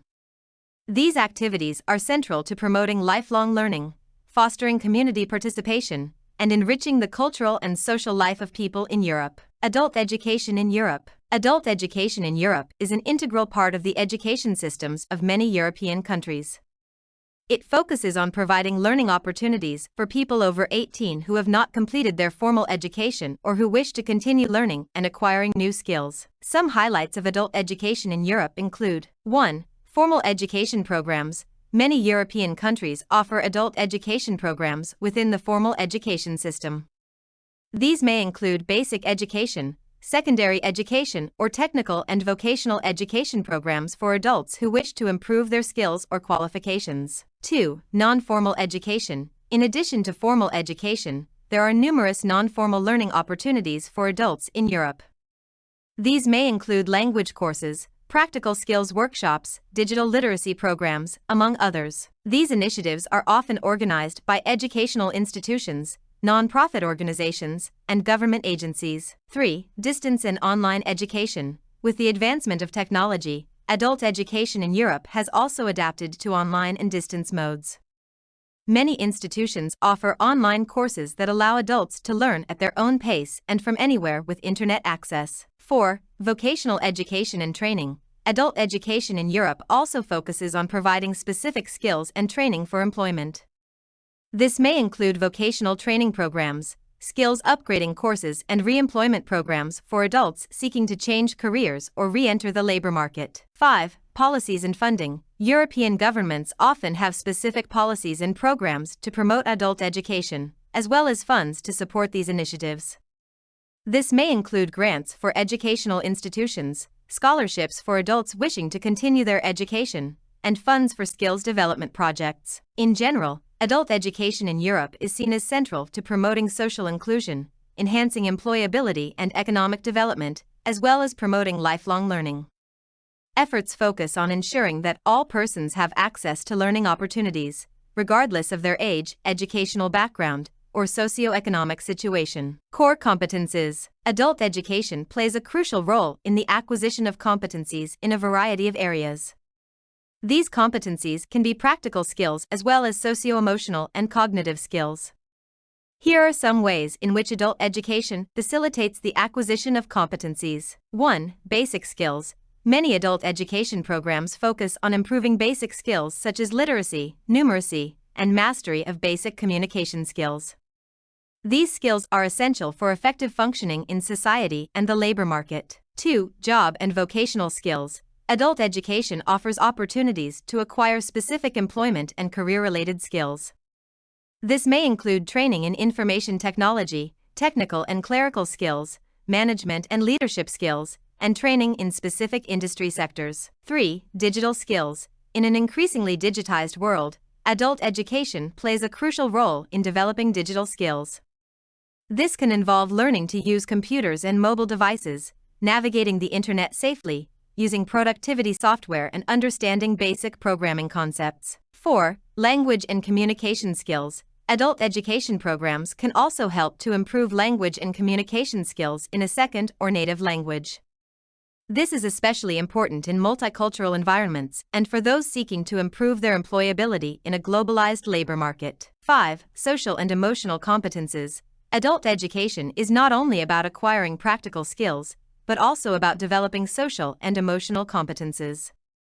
This may include teamwork skills, conflict resolution, empathy, self-awareness, and stress management. 6. Life skills. In addition to work and social skills, adult education can help to acquire practical life skills, such as financial skills, decision-making skills, problem-solving skills, and planning and organizational skills. Adult education therefore provides an environment in which individuals can acquire a wide range of competences that are fundamental to their personal, professional, and social development. These competences not only enhance employability and the ability to cope with life's challenges, but also contribute to personal enrichment and continuous lifelong growth. Competence acquisition pathways. Informal education refers to learning that occurs outside traditional formal education settings, such as schools and universities.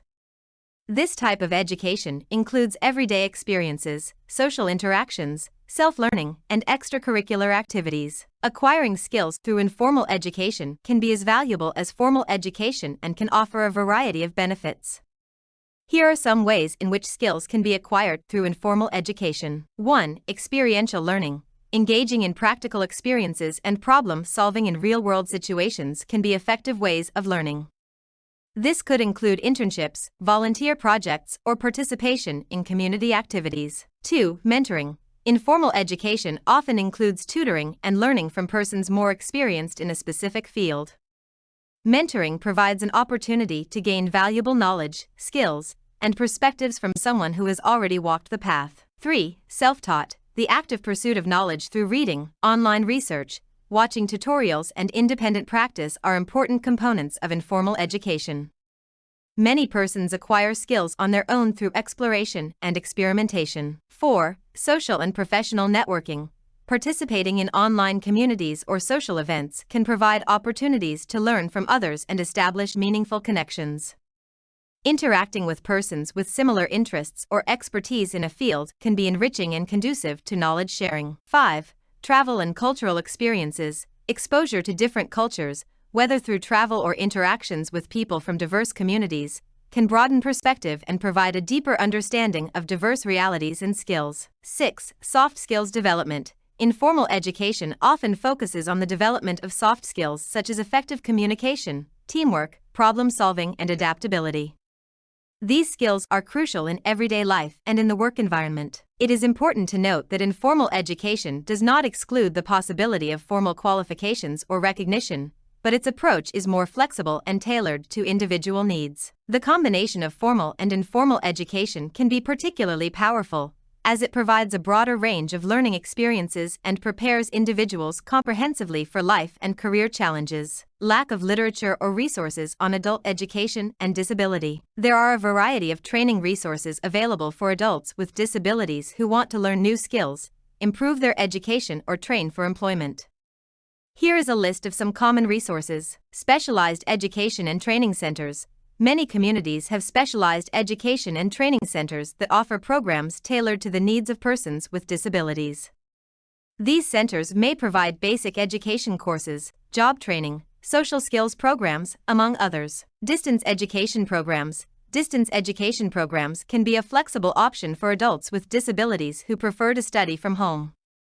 There are numerous institutions and online platforms that offer courses in a variety of areas, from literacy to information technology. Specialized education services. Specialized education services may include tutoring, mentoring, or individualized assistance for adults with disabilities who need additional support in their learning. These services may be provided by education and rehabilitation experts, occupational therapists, or social workers. Vocational and technical training programs. Many institutions offer vocational and technical training programs tailored to the needs of persons with disabilities. These programs may include training in specific skills related to fields such as computer skills, business administration, customer service, among others. Non-profit organizations. There are numerous non-profit organizations dedicated to supporting persons with disabilities in their education and training. These organizations may offer mentoring programs, scholarships, educational counseling, and disability-specific resources. Work inclusion programs. Some organizations offer work inclusion programs that combine training and work experience for adults with disabilities. These programs can help participants acquire relevant employment skills and provide opportunities for internships or paid employment. Online resources. There are numerous online resources designed specifically for adults with disabilities, offering information, advice, and tools to support their education and training. These resources may include websites, videos, podcasts, and downloadable materials. It is important to research and explore the resources available in your local area or online to find the programs and services that best suit your educational needs and goals. Here are some organizations that could help visually impaired persons find employment in Croatia, Spain, and Slovenia. Croatia. Croatian Blind Union. Hrvatski slijepih. HSS. This is the national umbrella organization representing blind people in Croatia, gathering 26 local associations of the blind across the territory of the Republic of Croatia.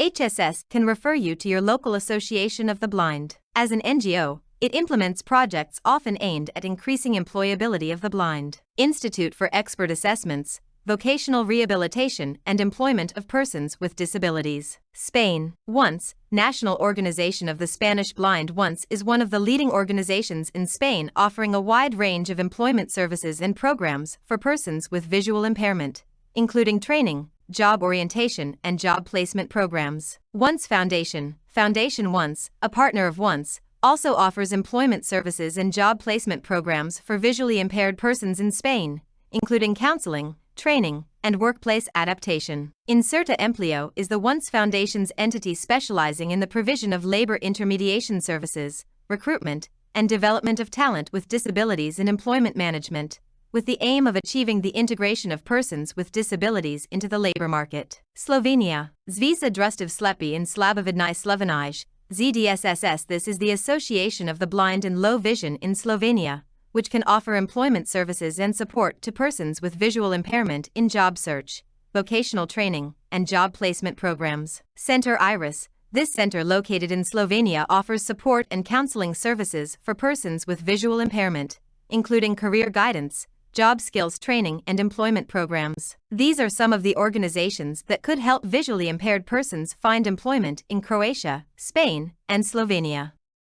It is important to contact these organizations for specific information about the services they offer and how they can provide support in the job search. Chapter 4: Enhancing Employment Opportunities for Visually Impaired Persons, Traditional and Modern Professions. Visually impaired persons, both blind and low vision, can perform jobs in all sectors such as marketing and communications, human resources, social services, tourism, business management and administration, health, law, and agriculture, among others. There are certainly some professions where good eyesight is a prerequisite for qualifications, as well as for specific job roles, such as pilot, surgeon, or professional baseball player. However, it is important not to underestimate the opportunities and possibilities in sectors such as transport, medicine, and sport, among others, bearing in mind that within any sector there may be other types of jobs that a visually impaired person can perform, with a required level of skill, adaptability, effort, reasonable accommodation, and support. And in order to talk about the real inclusion of visually impaired persons in the labor market, it is crucial to understand the meaning of the term reasonable accommodation. Namely, thanks to these adaptations, the employment opportunities for persons with disabilities are significantly extended. Reasonable accommodation is any change to a job or work environment that is necessary to enable a person with a disability to apply for, perform and progress in the duties of his or her job or to receive training. Reasonable accommodation is for any employee with a disability. The right to reasonable accommodation extends to all work-related activities covered by EU law, from the job application process to the termination of employment. It also extends to working conditions and fringe benefits. The most important type of reasonable accommodation for visually impaired employees are technical solutions, especially in terms of assistive technology. However, the limitations often lie in the rigidity of a job description and the lack of a broader perspective on the part of the interviewer. Nevertheless, there are many unknown or unexplored and therefore undervalued ways of using ICT solutions to overcome the performance-related challenges of a candidate with vision loss. 13 Europe. Are reasonable accommodation for staff with disabilities, smiley face. Popular examples of assistive technology include keyboard settings, e.g., larger keyboard or keyboard with physical letters or braille, optical scanners that can create documents in electronic format from printed documents, external magnifiers for computer screens, closed-circuit television, CCTV, system for the reading of printed material, digital recorders, such as speech-to-text or transcription software, software that will read the information on the computer screen. In order not to disturb other employees, the employee must have a headset. Braille terminals for blind and visually impaired persons to interact with a computer. Braille embossers, also known as Braille printers. This is the device that presses dots onto a sheet of paper so that the person using Braille can read with their fingers. Taking into account the variety of abilities, qualifications, degree of vision loss, level of coping and adaptability to vision loss of individuals, there is no special category of professions or single list of jobs that blind or partially sighted persons can consider, and therefore no single approach for visually impaired job seeker. 14 EBU Guidelines on Reasonable Accommodation for Visually Impaired Employees and Applicants. No two blind or partially sighted persons have exactly the same level of functional vision or the same approach to executing work-related tasks. Some use their vision more than others. Some can work more efficiently when using non-visual techniques. Most will use adaptations to perform competitively at work. 15. Association of Visually Impaired Women UCNDOIT. Context: Professions for visually impaired persons. Croatia. The employment challenges of visually impaired persons are manifold, ranging from non-competitive occupations for which blind persons are educated to prejudices and stereotypes from the environment, employers, and discrimination in employment. According to the data from the Croatian Employment Service, visually impaired persons work as telephone operators in call centers, masseurs, and administrative secretaries, and those who have obtained higher education are often employed as teachers, lawyers, physiotherapists, and work in specialized institutions operating in the fields of education, rehabilitation, or other support services for the blind. However, it is important to point out here the positive example from the Split Dalmatia County, with its first visually impaired tourist guide based in Split. Nevertheless, in Croatia there is only one specialized state institution for the formal education of the blind. This is the Vinko Bek Education Center, located in the capital city of Zagreb. The center offers primary and secondary education programs for young blind persons and psychosocial rehabilitation for adults. Primary education lasts the same length as mainstream primary education in Croatia, 8 years. The school provides accommodation and care for pupils coming from other cities. As for secondary education, there are currently 3 programs available at the center. 1. Business Secretary. Students are trained to perform all administrative and secretarial work in companies and state institutions, communication with clients, use of office communication aids and media, especially computers with special equipment for the blind and visually impaired. 2. Telephone Operator. Trainees acquire highly functional knowledge and skills, knowledge of traffic, position, and role of telecommunications, mastering the skills and techniques of telephony and computer typing and the basics of contact center work. 3. Administrator. Are trained for simple office work. Spain. In Spain, the best-known traditional profession is that of once lottery seller.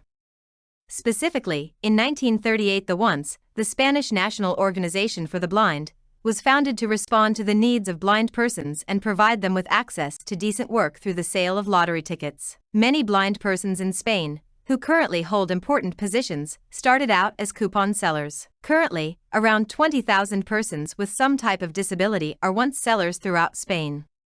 A sales network that increasingly has more and more women on its staff. For once, one of its fundamental objectives is to achieve the inclusion of persons who are blind or with low vision in the ordinary labor market, as a way to complete their full social inclusion. To achieve this objective, it has an employment support service which, spread over 22 centers throughout Spain, is responsible for the social and occupational integration of its members and for supporting them in maintaining their jobs. To this end, it offers personalized and individualized attention where the person is provided with professional advice that allows them, among other things, to establish an agreed professional itinerary, achieve adequate professional training through employment training, as well as to manage their job application in the corresponding job offers and aid for self-employment, as indicated above. In turn, once offers advice to employers who wish to hire a person with blindness or severe vision loss, as well as the adaptations they need to carry out their work in a normalized manner, free of charge for both the company and the member. As an added guarantee for the maintenance of the job, once, through its employment support specialists, offers its members actions aimed at preventing exclusion from the labor market. On the other hand, its confidence in the talent and competence of persons with disabilities led once to also promote its own group of companies that expand job opportunities, not only for persons with visual impairment, but also with other disabilities, and founded Allunion, a group of social companies that currently has 479 work centers and which, since 2014, has been demonstrating in different sectors, social healthcare, tourism, consultancy, etc., that social and economic profitability are possible, and which has recently begun its international expansion. In this way, Once Foundation and Allunion form a model of a social group that is unique in the world, with a commitment to the social and employment normalization of blind persons and other groups with disabilities, identified under the common seal of the Once Social Group, which between its 3 entities employs a total of 68,467 workers, of whom 38,780, 57%, are persons with disabilities. Among the posts filled from highest to lowest occupancy rate are telephony, 38/32.76%, physiotherapy, 12/10.34%, administration assistant, 12/10.34%, information and reception staff, 9/7.76%, community workers, 4/3.45%, social work, 4/3.45%, other professionals, 4/3.45%, primary education, 3/2.59%, and building caretakers, 3/2.59%. The model of educational intervention carried out in Spain with students with blindness or severe visual impairment is a model that is enabling their full academic and social inclusion. It is based on the so-called educational inclusion, a precept that is included in the current school legislation, and which must be complied with by all educational administrations. In Spain, education is transferred to the autonomous communities. For this reason, The once signs collaboration agreements on educational matters with all the educational administrations of the autonomous communities. Through these agreements, students have access to all the resources of the ordinary system and, in addition, the specific resources of the once through its Educational Resource Centers, CRE, located in Alicante, Barcelona, Madrid, Pontevedra and Seville, which provide direct care and complementary services. Currently, more than 99% of students with visual impairment attend mainstream schools in their town, neighborhood, or city of residence, following the official school curriculum. These students receive complementary attention according to their specific needs related to visual impairment, braille teaching, new technologies, personal autonomy, orientation and mobility or social competence, among others, which is provided by the specialized professionals of the specific teams for educational attention to visual impairment. How to achieve true inclusive education. The aim is to achieve the greatest possible normalization and inclusion of the student in the family, social and educational environment. This is done through the following activities: diagnostic assessment of the student's abilities and difficulties, reception and accompaniment of the family, if needed, specialist advice on the needs of the child, if any, and the family, guidance on the intervention program, intervention by specialized professionals who form specific teams made up of various professionals, psychologists, teachers, therapists, social workers, rehabilitation technicians, coordination with other early childhood centers, schools, and services, information on existing resources. 16. Once. Inclusive education. In addition, Once has a university school of physiotherapy for those persons who wish to take these studies, which are completely adapted to their needs, and which offer 100% employment opportunities and subsequent employability. Slovenia. Traditionally, the most represented profession of the visually impaired in Slovenia was that of a telephonist. Before the integration of children with visual impairment into mainstream primary schools, which started in Slovenia sometime in the 1990s, and formally in 2000, more or less all children with visual impairment, regardless of the type of visual impairment they had, were enrolled in primary school at the Institute for Young Blind and Visually Impaired in Ljubljana. The vast majority of pupils, after finishing primary school, decided to continue their education at the Training Center for the Blind and Visually Impaired in Škofja Loka, where there were training programs for teleoperators and manufacturing professions, as well as the baccalaureate program for administration operators. Thus, the vast majority of blind and partially sighted persons were trained for the profession of teleoperator, but with the advancement of technology and the restructuring of the economy in the 1990s, this profession became increasingly redundant, which made the employment opportunities for blind and partially sighted persons much more challenging. Today, according to some unofficial data, approximately 8% of VIPs are employed. Following the adoption of the Guidance for Children with Special Needs Act in 2000, which determined the integration of blind and visually impaired children into mainstream education, the two educational institutions for the blind and visually impaired in Slovenia merged into the IRIS Center, which integrates preschool, primary, secondary, and vocational education. In both Slovenia and Croatia, there is an increasing emphasis in educational programs on new didactic approaches for teachers in mainstream schools. In the future, the Institute for Young Blind and Visually Impaired in Slovenia plans to expand and become the Center for the Blind and Visually Impaired in Integration, with the aim of becoming a modern center that also caters for the needs of blind and visually impaired children with multiple disabilities. On the other hand, the Vinko Bek Center in Croatia is already fulfilling this mission, with two branches in Split and Osijek. Since the vast majority of children with visual impairment are enrolled in mainstream schools,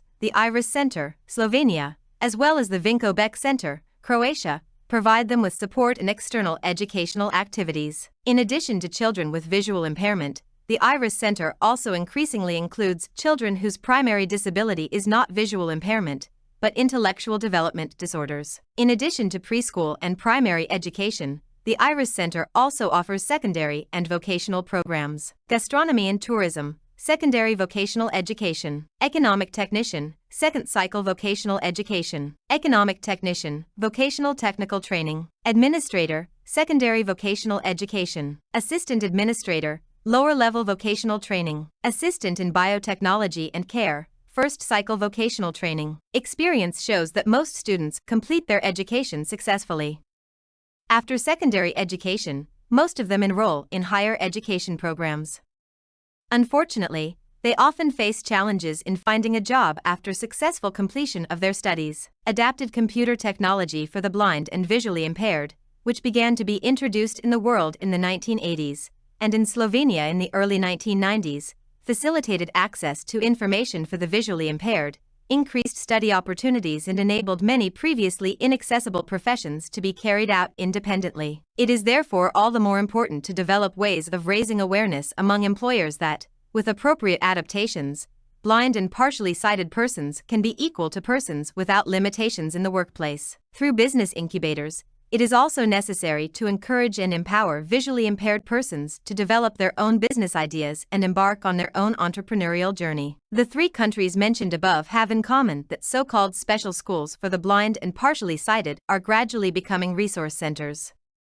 Namely, resource centers throughout Europe are aimed at supporting the process of integration of the visually impaired into mainstream educational institutions. This reflects the variety of educational paths followed by the visually impaired and, consequently, the wide range of both traditional and modern work roles performed by the visually impaired. The following is an overview of traditional and modern occupations of the visually impaired, indicating the most common occupations held by visually impaired persons in 3 project partner countries. The list is not exhaustive, due to the complexity of the characteristics that influence the choice and position held by each visually impaired person. In addition, there are professions that seem traditional, but are still very popular and therefore also considered modern. Occupations that have traditionally been undertaken by visually impaired persons: administrator, baker, basket maker, brush maker, business secretary, candle maker, carpet maker, ceramist, composer, customer service representative, furniture maker, lawyer, musician, piano tuner, potter, professor, receptionist, sculptor, telecommunications operator, typewriter. New perspectives of employment for visually impaired persons: accessibility consultant, audio describer, computer programmer, call center operator, content writer, developer, education and rehabilitation expert, entrepreneur, public relations expert, journalist, masseur, philologist, physiotherapist, psychologist, software engineer, sound engineer, telemarketing specialist, tourist guide, translator, voiceover, radio/podcast. Conclusion. In this final section, the project consortium aims to summarize the most pertinent information, the most crucial ideas explored throughout this handbook. Let us start by recalling the objective that led us to carry out this project. Bringing the labor market closer to persons with visual impairment, improving their employability, offering knowledge and resources that increase their professional skills, are the main objectives of this work. And for this purpose, we have developed 3 chapters with very practical and useful content. The handbook starts with available data on unemployment rates, see Chapter 1, which demonstrates that we are still far from achieving a society with equal opportunities, individualized approaches, and universal design principles reflected in all areas of our lives. However, nowadays, when technological engagement is indispensable for participation in political, cultural, and economic processes, in the case of persons with disabilities, and in particular the visually impaired, technology, especially assistive technology, is indispensable for their insertion in the labor market. Consequently, positive aspects relate to the participation of visually impaired persons in entrepreneurship, social enterprises, and special employment centers, as well as disability-related benefits in the field of employment, see Chapter 2. Further training, non-formal and informal learning opportunities offered across Europe, through different national and international initiatives, programs and projects, present additional avenues of support to increase their employability skills, see Chapter 3. Modern ICT professions, among others, combined with the use of assistive technology, present valuable employment opportunities for the visually impaired, see Chapter 4. As our last but not least, small contribution, we conclude this handbook with a short list of tips for a visually impaired person seeking employment, also applicable to persons with other types of disabilities. 3 key tips. 1. Write 2 lists, a list of things/skills you are good at and a list of things/skills you would like or think you need to improve on. Relate each item on your lists to 1 or more pieces/examples from your work-life experience. The first list can be used to compile your strengths and use them to write a CV or cover letter, see Chapter 2. The second list contains your weaknesses, which you can improve by participating in courses/projects/workshops, see Chapter 3. 1. Research all the information about the company and its facilities, Think about or plan how you will get there and find its headquarters. Always tailor the information you provide in your CV/cover letter to the skills/qualities you possess, and which are listed in a specific job offer. Very fun and useful is a role-play of an interviewer and a candidate, which you should try out with a friend, practicing all kinds of scenarios and difficult or awkward questions. 1. Remember that you are the one providing a solution, so learn about the benefits for the employer who hires a PWD, as well as your rights and benefits as an employee with a disability. Maintain a positive attitude and approach, bearing in mind that people don't usually have bad intentions, they often don't know or understand, so you are there to help them. Useful links and resources. Website of the project: https://erasmus-assistivetechnology.udrugaslijepih.hr. European Blind Union, EBU, publications, resources, and guidelines: https://www.euroblind.org/publications-and-resources/guidelines. Croatian Blind Union, CBU,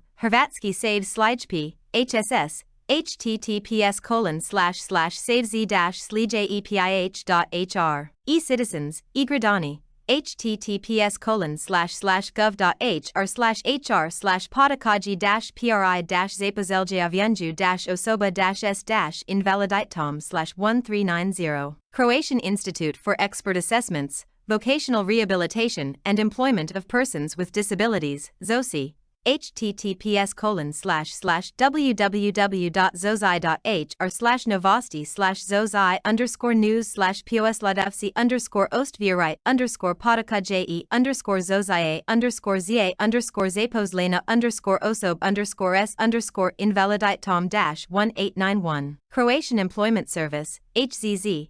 https://mjeri.hzz.hr/catalog-mjera/mjeri-akativnog-zapozeljavanja. Croatian Act on Vocational Rehabilitation and Employment of Persons with Disabilities, https://www.zacon.h/z/493/zacon-o-professional-noj- once. Spanish National Organization of the Blind, https://www.once.es/otras-web/English. Once Foundation. https://www.fundaciones.es/un. Once. Inclusive Education. https://educacaononces/credentials_users/credentials_auth/require_ecam_author/others/login_came_otras/from=equals https://empleo.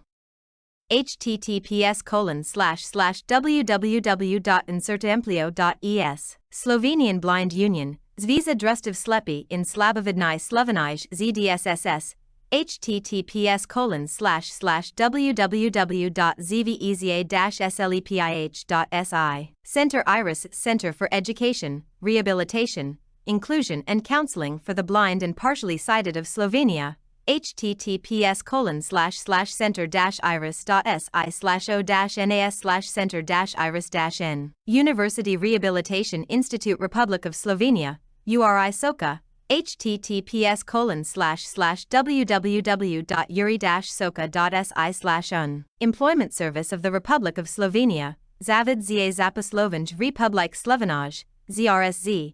https://www.ess.gov.si/iska-lci-zaposlitvij/programai-zaposlovenjai-invalidovi. National Center for Rehabilitation of Blind and Partially Sighted of Slovenia, Nacionalni Center za rehabilitacijo slepih in slabovidnih, NCCRSS, https://www.registerslupih.si/institute. Contact Persons. Croatia. County Association of Blind People of Split, CABPS, Županijska udruga slijepih Split, USS. Email: split@udrugaslij.hr. Web: https://www.udrugaslijepih.hr. Facebook: https://www.facebook.com/udrugaslijepih split. Spain. La Brújula.